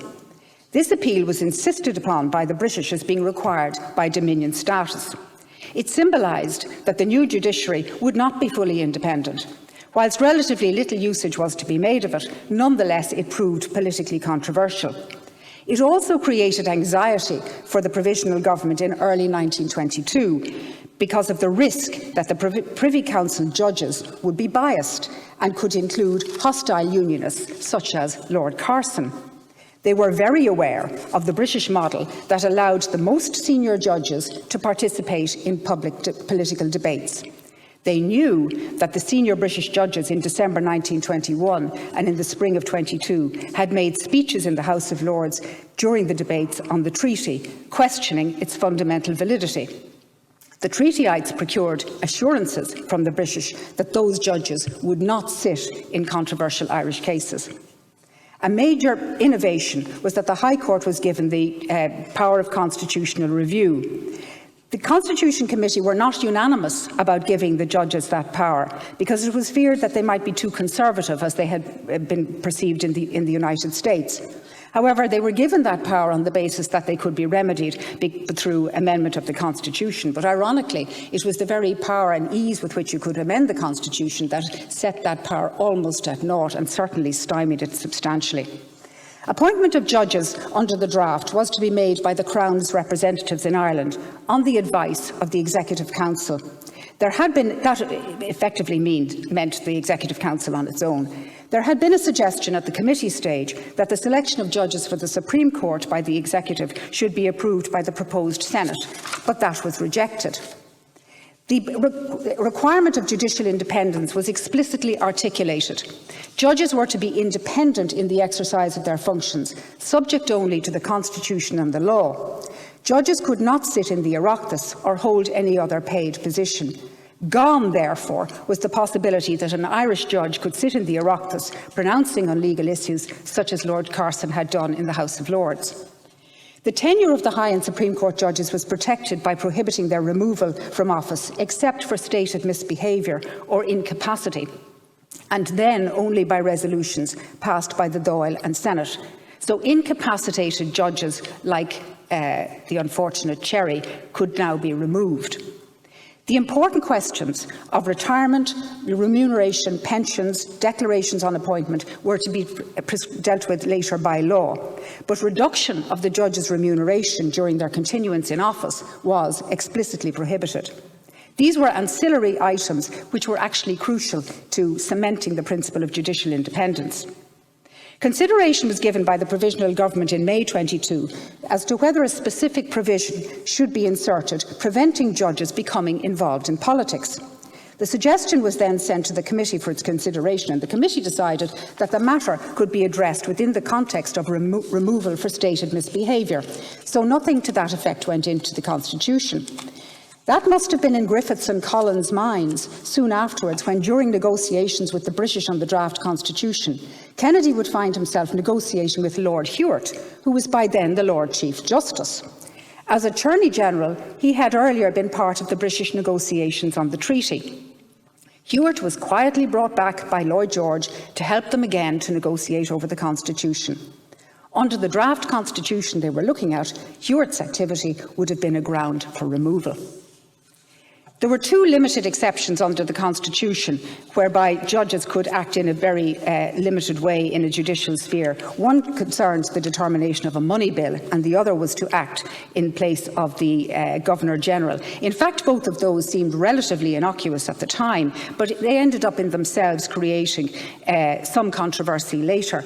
But they are anomalies to an otherwise craft that was propelling the system forward to very tightened judicial independence.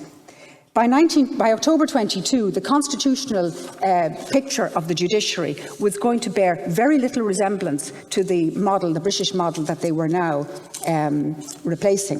The one thing that was very clear was that despite the fact that the Executive Council was going to retain control over appointments, they expected that after appointment, the judges would be far more independent than they had been before. Meanwhile, stuck with the continuation of the Crown Courts for the duration of an uncertain transitional period, in the late spring of 22, the Provisional Government were moving towards phasing out the Dáil Courts. There was undoubtedly serious technical problems with the way the Dáil Courts had been established, but in addition, some of them were now openly anti-treaty, and later they were used by Republicans so as to try and undermine the treaty. Controversially, in July 22, the Treatyites suspended and later terminated them, predictably causing resentment and charges that the Treatyites had not respected their judicial independence. Elaborate arrangements were put in place by statute to wind them up and to deal with the outstanding cases. To make some progress towards reform, in August 22, the Provisional Government disbanded the resident magistrates who had been closely monitored and were regarded as removable by Dublin Castle, and many of whom had no legal qualifications. Soon after, they were replaced with legally qualified district justices, albeit those perceived to be sympathetic to the treaty. The Judiciary Committee was eventually established in January 23 to advise on the details for the new courts. Cosgrave had exhorted them to create a distinctively national judiciary that would break away from the alien British system. The committee included Kennedy, Glenavy, the Master of the Rolls, Charles O'Connor, and other senior Treatyite barristers. Its recommendations actually proved very modest in terms of innovation. In essence, they continued the same court system, but on a much slimmer four-tier basis. They didn't alter some of the bigger, more prominent characteristics of the British legal system, such as the role of common law, the doctrine of precedent, or the role of judges in legal proceedings. Many of the Judiciary Committee's recommendations were embodied in the Courts of Justice Act passed in April 24. Kennedy was aware, as Attorney General, putting that legislation through the Oireachtas, and he himself was a member of the Oireachtas and also was invited to participate in the Senate debates. He was aware that some of his proposals were going to be strongly resisted by Lord Glenavy, then Chairman of the Senate, and by Sam Brown, who was a very prominent KC. The Act itself adopted the four-tier slimmed-down judicial structure. It also helped, as a general policy, to reduce unnecessary costs. Cosgrave and Kennedy had thought that the county court judges, for example, were underworked, and Cosgrave said that they had too much time to prepare for the next life. There was also considerable judicial patronage on a vast scale that had to be eliminated. The Act required that the new judges would have to take an oath of office to perform their duties without fear or favour, but notably also they would have to uphold the Constitution.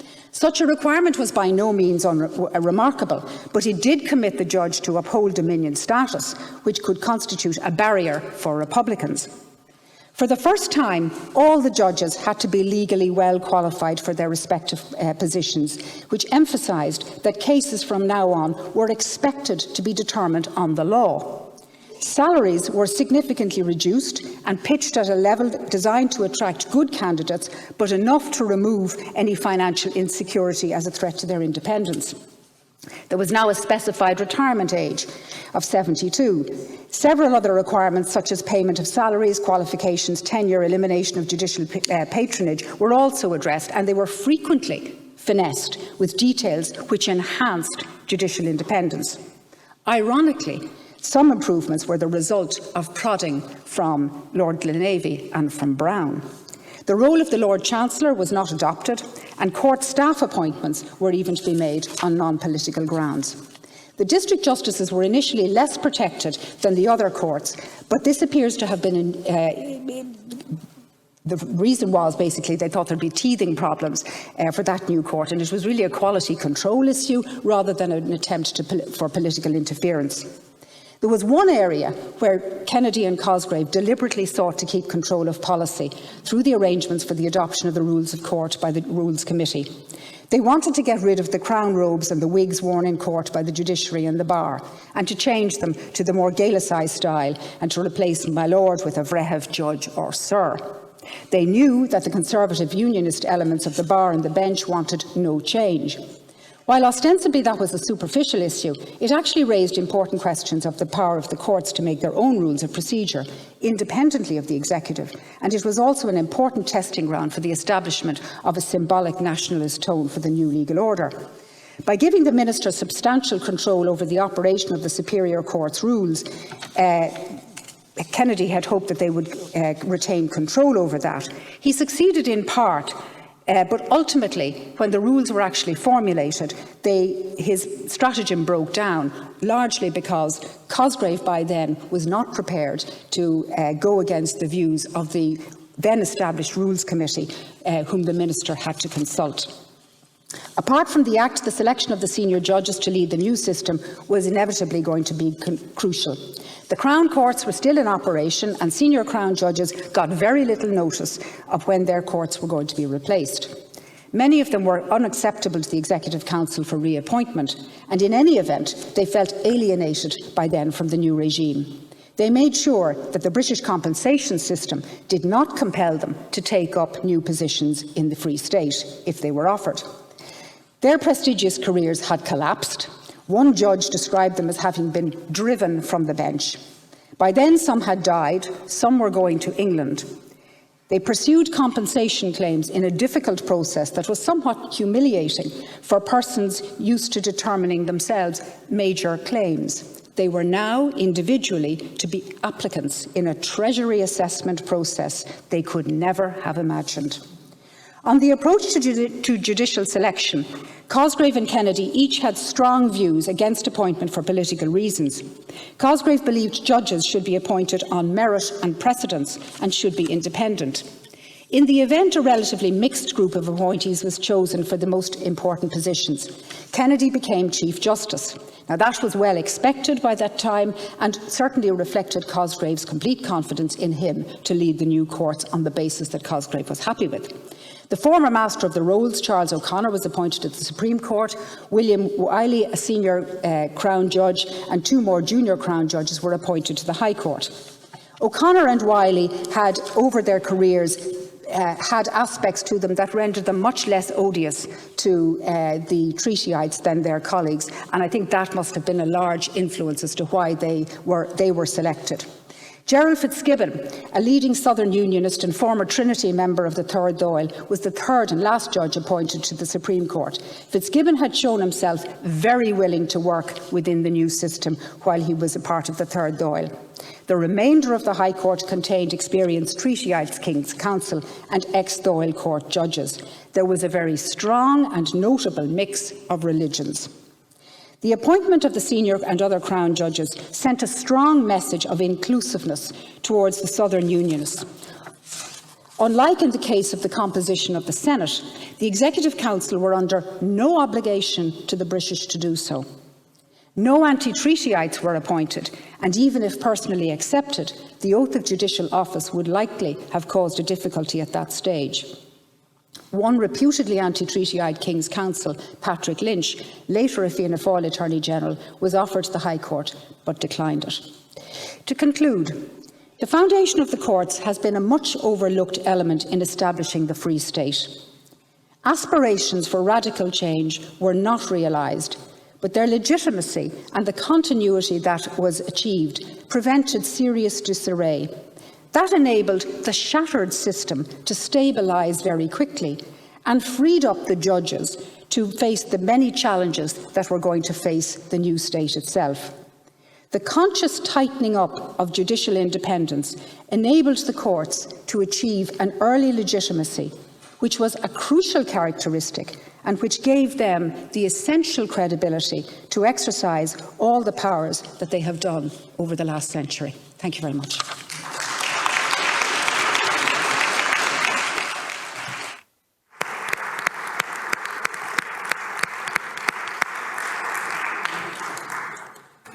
Well, I thank the two speakers for nicely contrasting papers. We've privileged being in the last session, but I've been warned that I need to keep fairly close to time.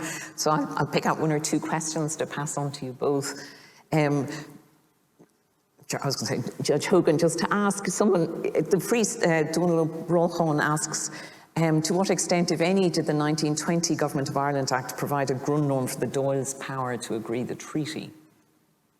Not so far as the Dáil was concerned. This is a short answer. There we go. Thank you. That's great. And Dr. Ruane, in creating the proper Irish courts, why was the common law retained, do you think? I think that was a bit of a no-brainer in my view, because to change that would have had the most profound consequences.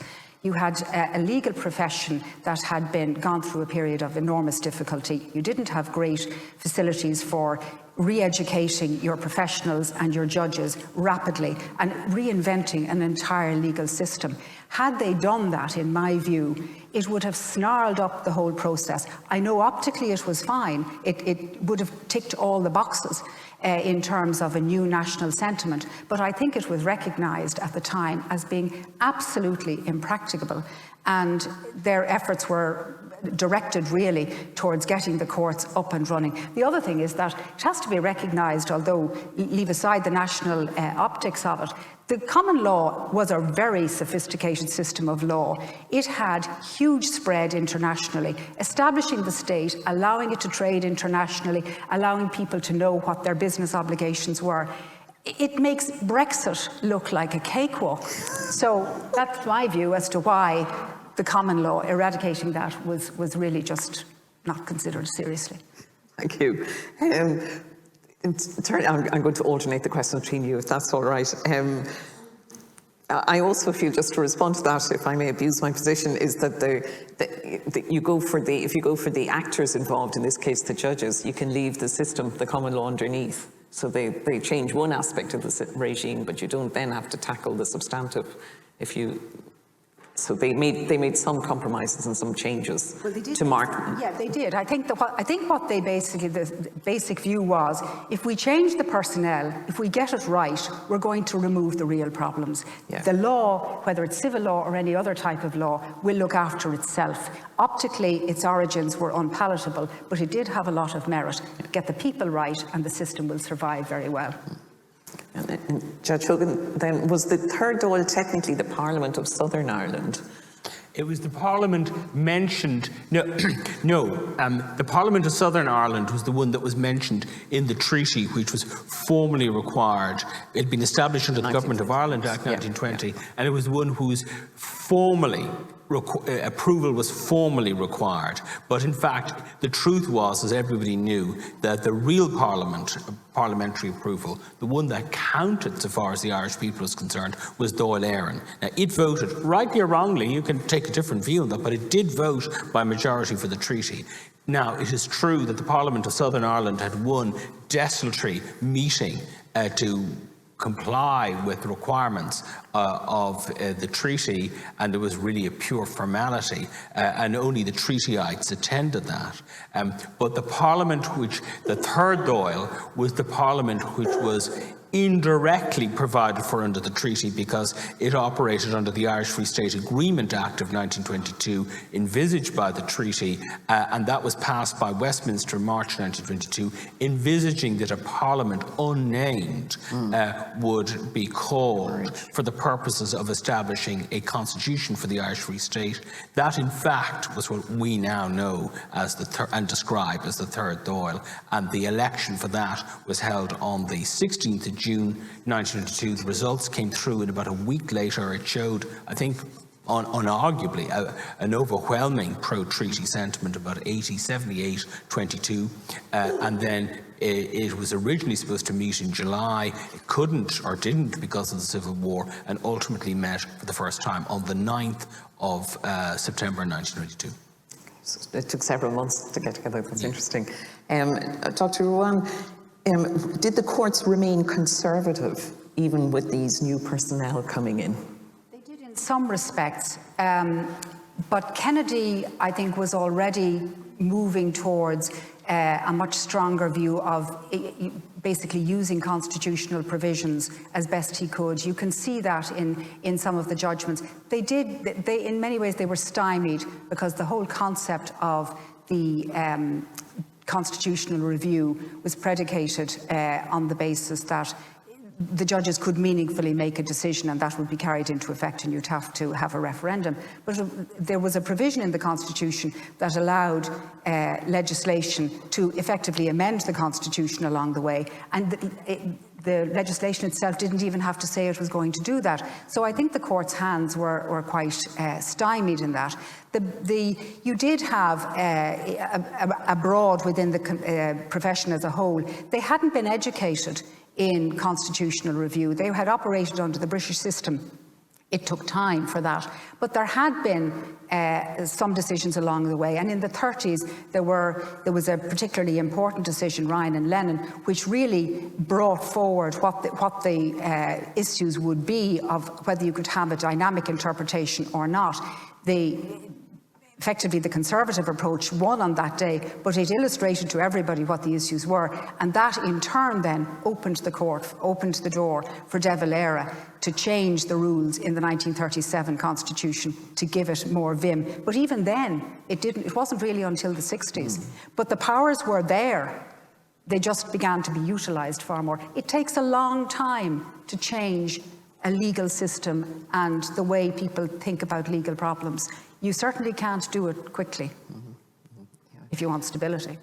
And then finally, because I'm mindful of the time and I see Conor looking at me from the back of the room, just to pull both your presentations together in a way to reflect on this notion of legitimacy. What we see arguably with the independence of the courts is an assertion of legitimacy, and then going back to the first paper, it looks like we've got a knotty ball of legitimacy going on. It can be external, coming from the international. Is it popular?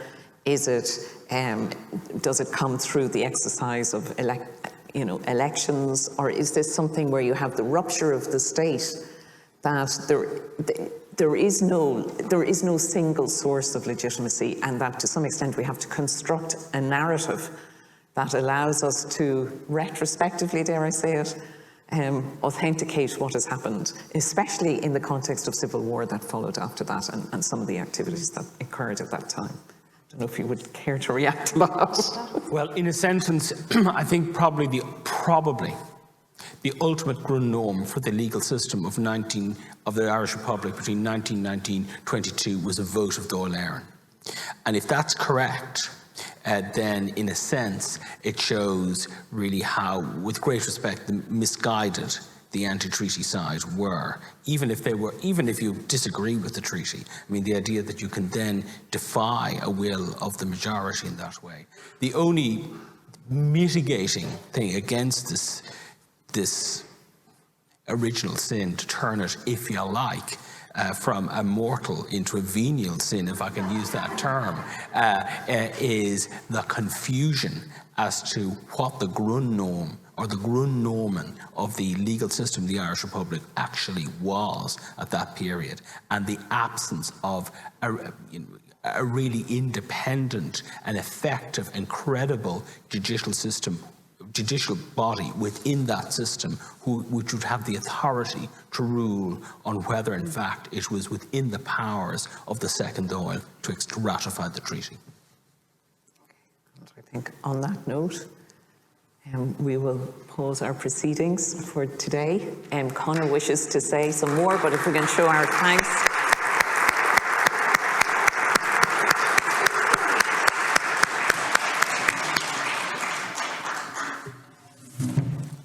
Thank you to all of our panels today and to our last panel for all the engagement we've had.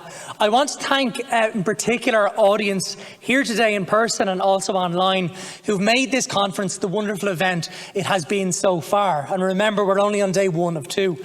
The engagement and enthusiasm that you have brought as an audience has equalled the quality of the fantastic panels, talks and discussions that we've seen on stage here today. We may ask why the 6th of December is not marked annually as Ireland's Independence Day. There are understandable reasons for this, historical and political. Firstly, other historical events have eclipsed the significance of this centenary. The momentousness of the signing of the Anglo-Irish Treaty a year earlier strikes a much greater resonance. The 1916 Rising chimes with themes of a martial tradition and blood sacrifice, which echo the foundation narratives of Australia at Gallipoli, of Canada at Vimy Ridge, and of Ulster Unionism's identification of the Somme as their modern political and spiritual wellspring. In the 20th century, these narratives form the bedrock of nation building the world over, and Ireland is no exception, as historians have shown in their analysis of its 50th anniversary in the 1916 Rising in 1966. The trauma and conflict which accompanied state formation on the island of Ireland, north and south, in these years cannot and should not be omitted or obfuscated in our understanding of this phase of Irish history. To gloss over or to silo it in any way will somehow separate the political and legislative developments and misunderstand the ways in which conflict shaped state formation on this island in myriad ways. Neither should conflict eclipse any form of political development and the ways in which state formation was achieved in the foundation of the state. In exploring these foundational moments of the Irish Free State, perhaps the single most significant achievement of the year 1922 was the drafting, revision and ratification of the Irish Free State's constitution, which came into force with the foundation of the state on the 6th of December 1922. And I think this has been brought home particularly by this panel and also by the paper this morning by Dr. Thomas Moore. The mere fact of passing a written constitution, as we heard, marked out Ireland's independence from Britain and its tradition of an unwritten constitution. The 1922 constitution was an idealistic document which also conferred important rights upon the citizenry of the Irish Free State, including, as we have heard, the freedom of conscience and the freedom of expression. In conferring equal voting rights to men and women, it was also ahead of the United Kingdom parliamentary franchise, which only finally granted votes to all women on equal terms to men in 1928. Other enumerated rights, like the inviolability of the dwelling, must be viewed in the context of recent history at the time, which saw innumerable raids on homes and properties, first by the Crown Forces and then by the IRA. The achievement of the Constitutional Committee of 1922, first amid a rapidly deteriorating political situation and then with the outbreak of a civil war, accounts and is a testimony to the pervasiveness of its members and their persistence in the commitment to the gravity of the task in which they were charged. While this decade of centenaries has seen much to mark in the year ahead, I think it is appropriate at this point to briefly take stock on the terms of the state and the academic community in commemorations over the past 10 years.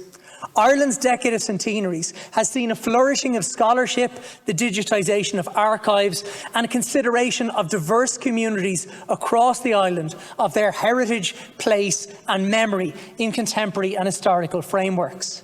The decade has seen commemoration, reflection and intense academic output, which has provided a foundation for wider scholarship in history, humanities and the social sciences. The innovative work being done on this era in Irish history is echoed and amplified by what we see from the medieval to the modern in terms of modern scholarship across the disciplines we have seen platformed and showcased today. This puts all this in context and I think shows the spirit of inquiry and understanding which have been at the heart of this decade not only will inspire a mere zeitgeist, but will form part of a generation of fresh scholarship and fresh ideas, with scholars who will continue to add layers to the tapestry of Irish history and knit it together in its European and global contexts. It stands only for me to thank everyone today, and I'm conscious some of these thanks will be echoed tomorrow, and I will also be thanking people who will be speaking tomorrow. But as you are the audiences here today, I can't let you leave without thanking a huge cohort of people who've been involved in the organisation and successful running of this conference. First and foremost, I want to thank our chairs and speakers throughout today and in the panels tomorrow, who've brought such a rich and varied programme to today's proceedings. I want to thank Professor Orla Feely for her constant guidance and support of this project, which she co-funded here in UCD with the Department of Tourism, Culture, Arts, Gaeltacht, Sport and Media, a very busy department. And I want to thank their Minister, Catherine Martin, as well as Orla Loughran and Sinead Copeland, who sat and represented the department on our organising committee.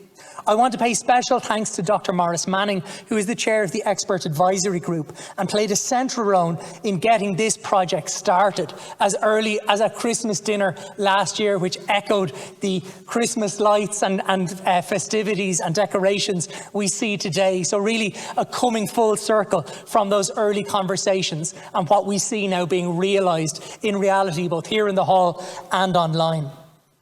Our committee members who carefully considered the shape and focus of these proceedings and worked tirelessly to ensure its delivery. And I want to name them all in alphabetical order. David Farrell, Diarmuid Ferreter, Donald Byrne, Ailish O'Brien, Eugenio Biagini, Gerard Hogan, Jenny Costello, Margaret O'Callaghan, Mary Daly, Mary McAuliffe, Maurice Manning, Michelle Norris, Orla Feely, Orla Loughran, Regina Culleton, Robert Gervart, Sandra Collins, Sinead Copeland and Dr. Thomas Moore. In university relations, invaluable work for this conference was done over many months by Ailish O'Brien, Mary Staunton, Sinead Kelly and all of the team in university relations here at UCD. In the College of Arts and Humanities, I want to pay particular thanks to Professor Regina Culleton, our college principal, to Emer Beasley, our marketing manager and all the college office team. Darcy Jackson, Claire Gibney and Roisin Cawley in the School of History at UCD and at UCD Library. Sandra Collins, Kate Manning and all her team in UCD Archives, Evelyn Flanagan and her team in UCD Special Collections and Christopher McCarthy and his team in the National Folklore Collection. I also want to thank Catherine Bodie for her work along with others in curating the wonderful exhibition both of artefacts and panels that we've seen in the Conservatory of O'Reilly Hall here today. I want to thank Donald Byrne from RTE for bringing this conference to a much wider audience through platforming it across RTE's platforms, digital and indeed broadcast for some of the sessions earlier today and some of the sessions tomorrow. I want to thank First na Gaeilge for their support for the Irish language panel, which we will see tomorrow. And it's been wonderful to see the simultaneous translation we've seen here today. And I want to thank our simultaneous translators, Alan O'Sullivan and Seán O'Tuhalan, who are in our translation box, and some of you who are listening to them speaking my words online as I speak. To our signers today, thank you.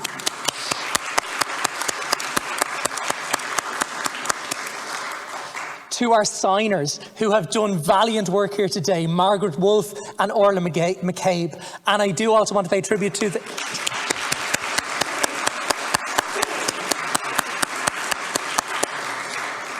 They will hand over the microphone or the signing spot to Pauline McMahon and Darren Daly tomorrow. And I want to thank Kevin McMorrow from Simultaneous Interpretation Company Limited for facilitating all of this. To our wonderful conference assistants who've made sure that everything happened to time and that you were all looked after, both here in the hall and online. Diarmuid Lyons, Clara DeZemla, Sam Windle and Shane Lynch.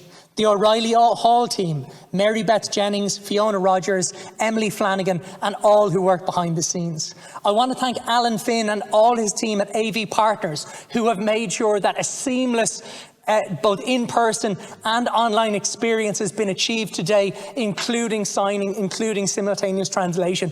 It is a small miracle of technological advancement, and it shows us where we're at with conferences in this wonderful post-pandemic space, where we've taken the best of online and the best of in-person and melded them together. So thank you for all your magic behind the scenes on that.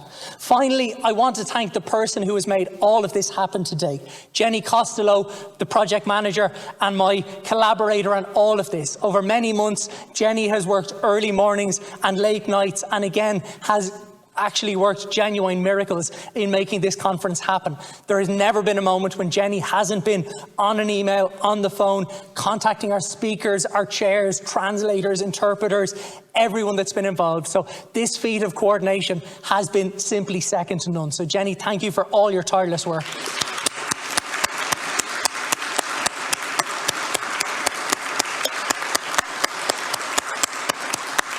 I said finally with a degree of trepidation. I really hope that there isn't anyone I've left out in my remarks today, but I know there probably is, so I want to thank everyone who has played their parts, small and large, in all the contributions that have made today possible.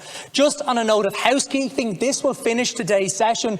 For those of you in the room, we will leave by the doors you came in. And for those of us who are joining us tomorrow in person, the venue is the FitzGerald Debating Chamber. This is located in the UCD Student Centre, which is across campus, near enough to the water tower as a handy visual marker. But there is a map link that's been circulated to everyone attending and is registered online and is available on centenaries.ucd.ie. Proceedings will commence with conference registration from 9 a.m. tomorrow, and we ask that all guests be seated by 9:25 so proceedings can begin sharply at 09:30 with the opening remarks by Dr. Maurice Manning of the Expert Advisory Group. So that's where we'll leave it. Everyone who's joining us online, we will see you tomorrow in the online space, and the feed will be live from 9:30. Thanks for all your attention and enthusiasm today. You've been a wonderful audience. You've been wonderful chairs and speakers, and I can thank you from the bottom of my heart. Go to Míle Mágaibh, Claire.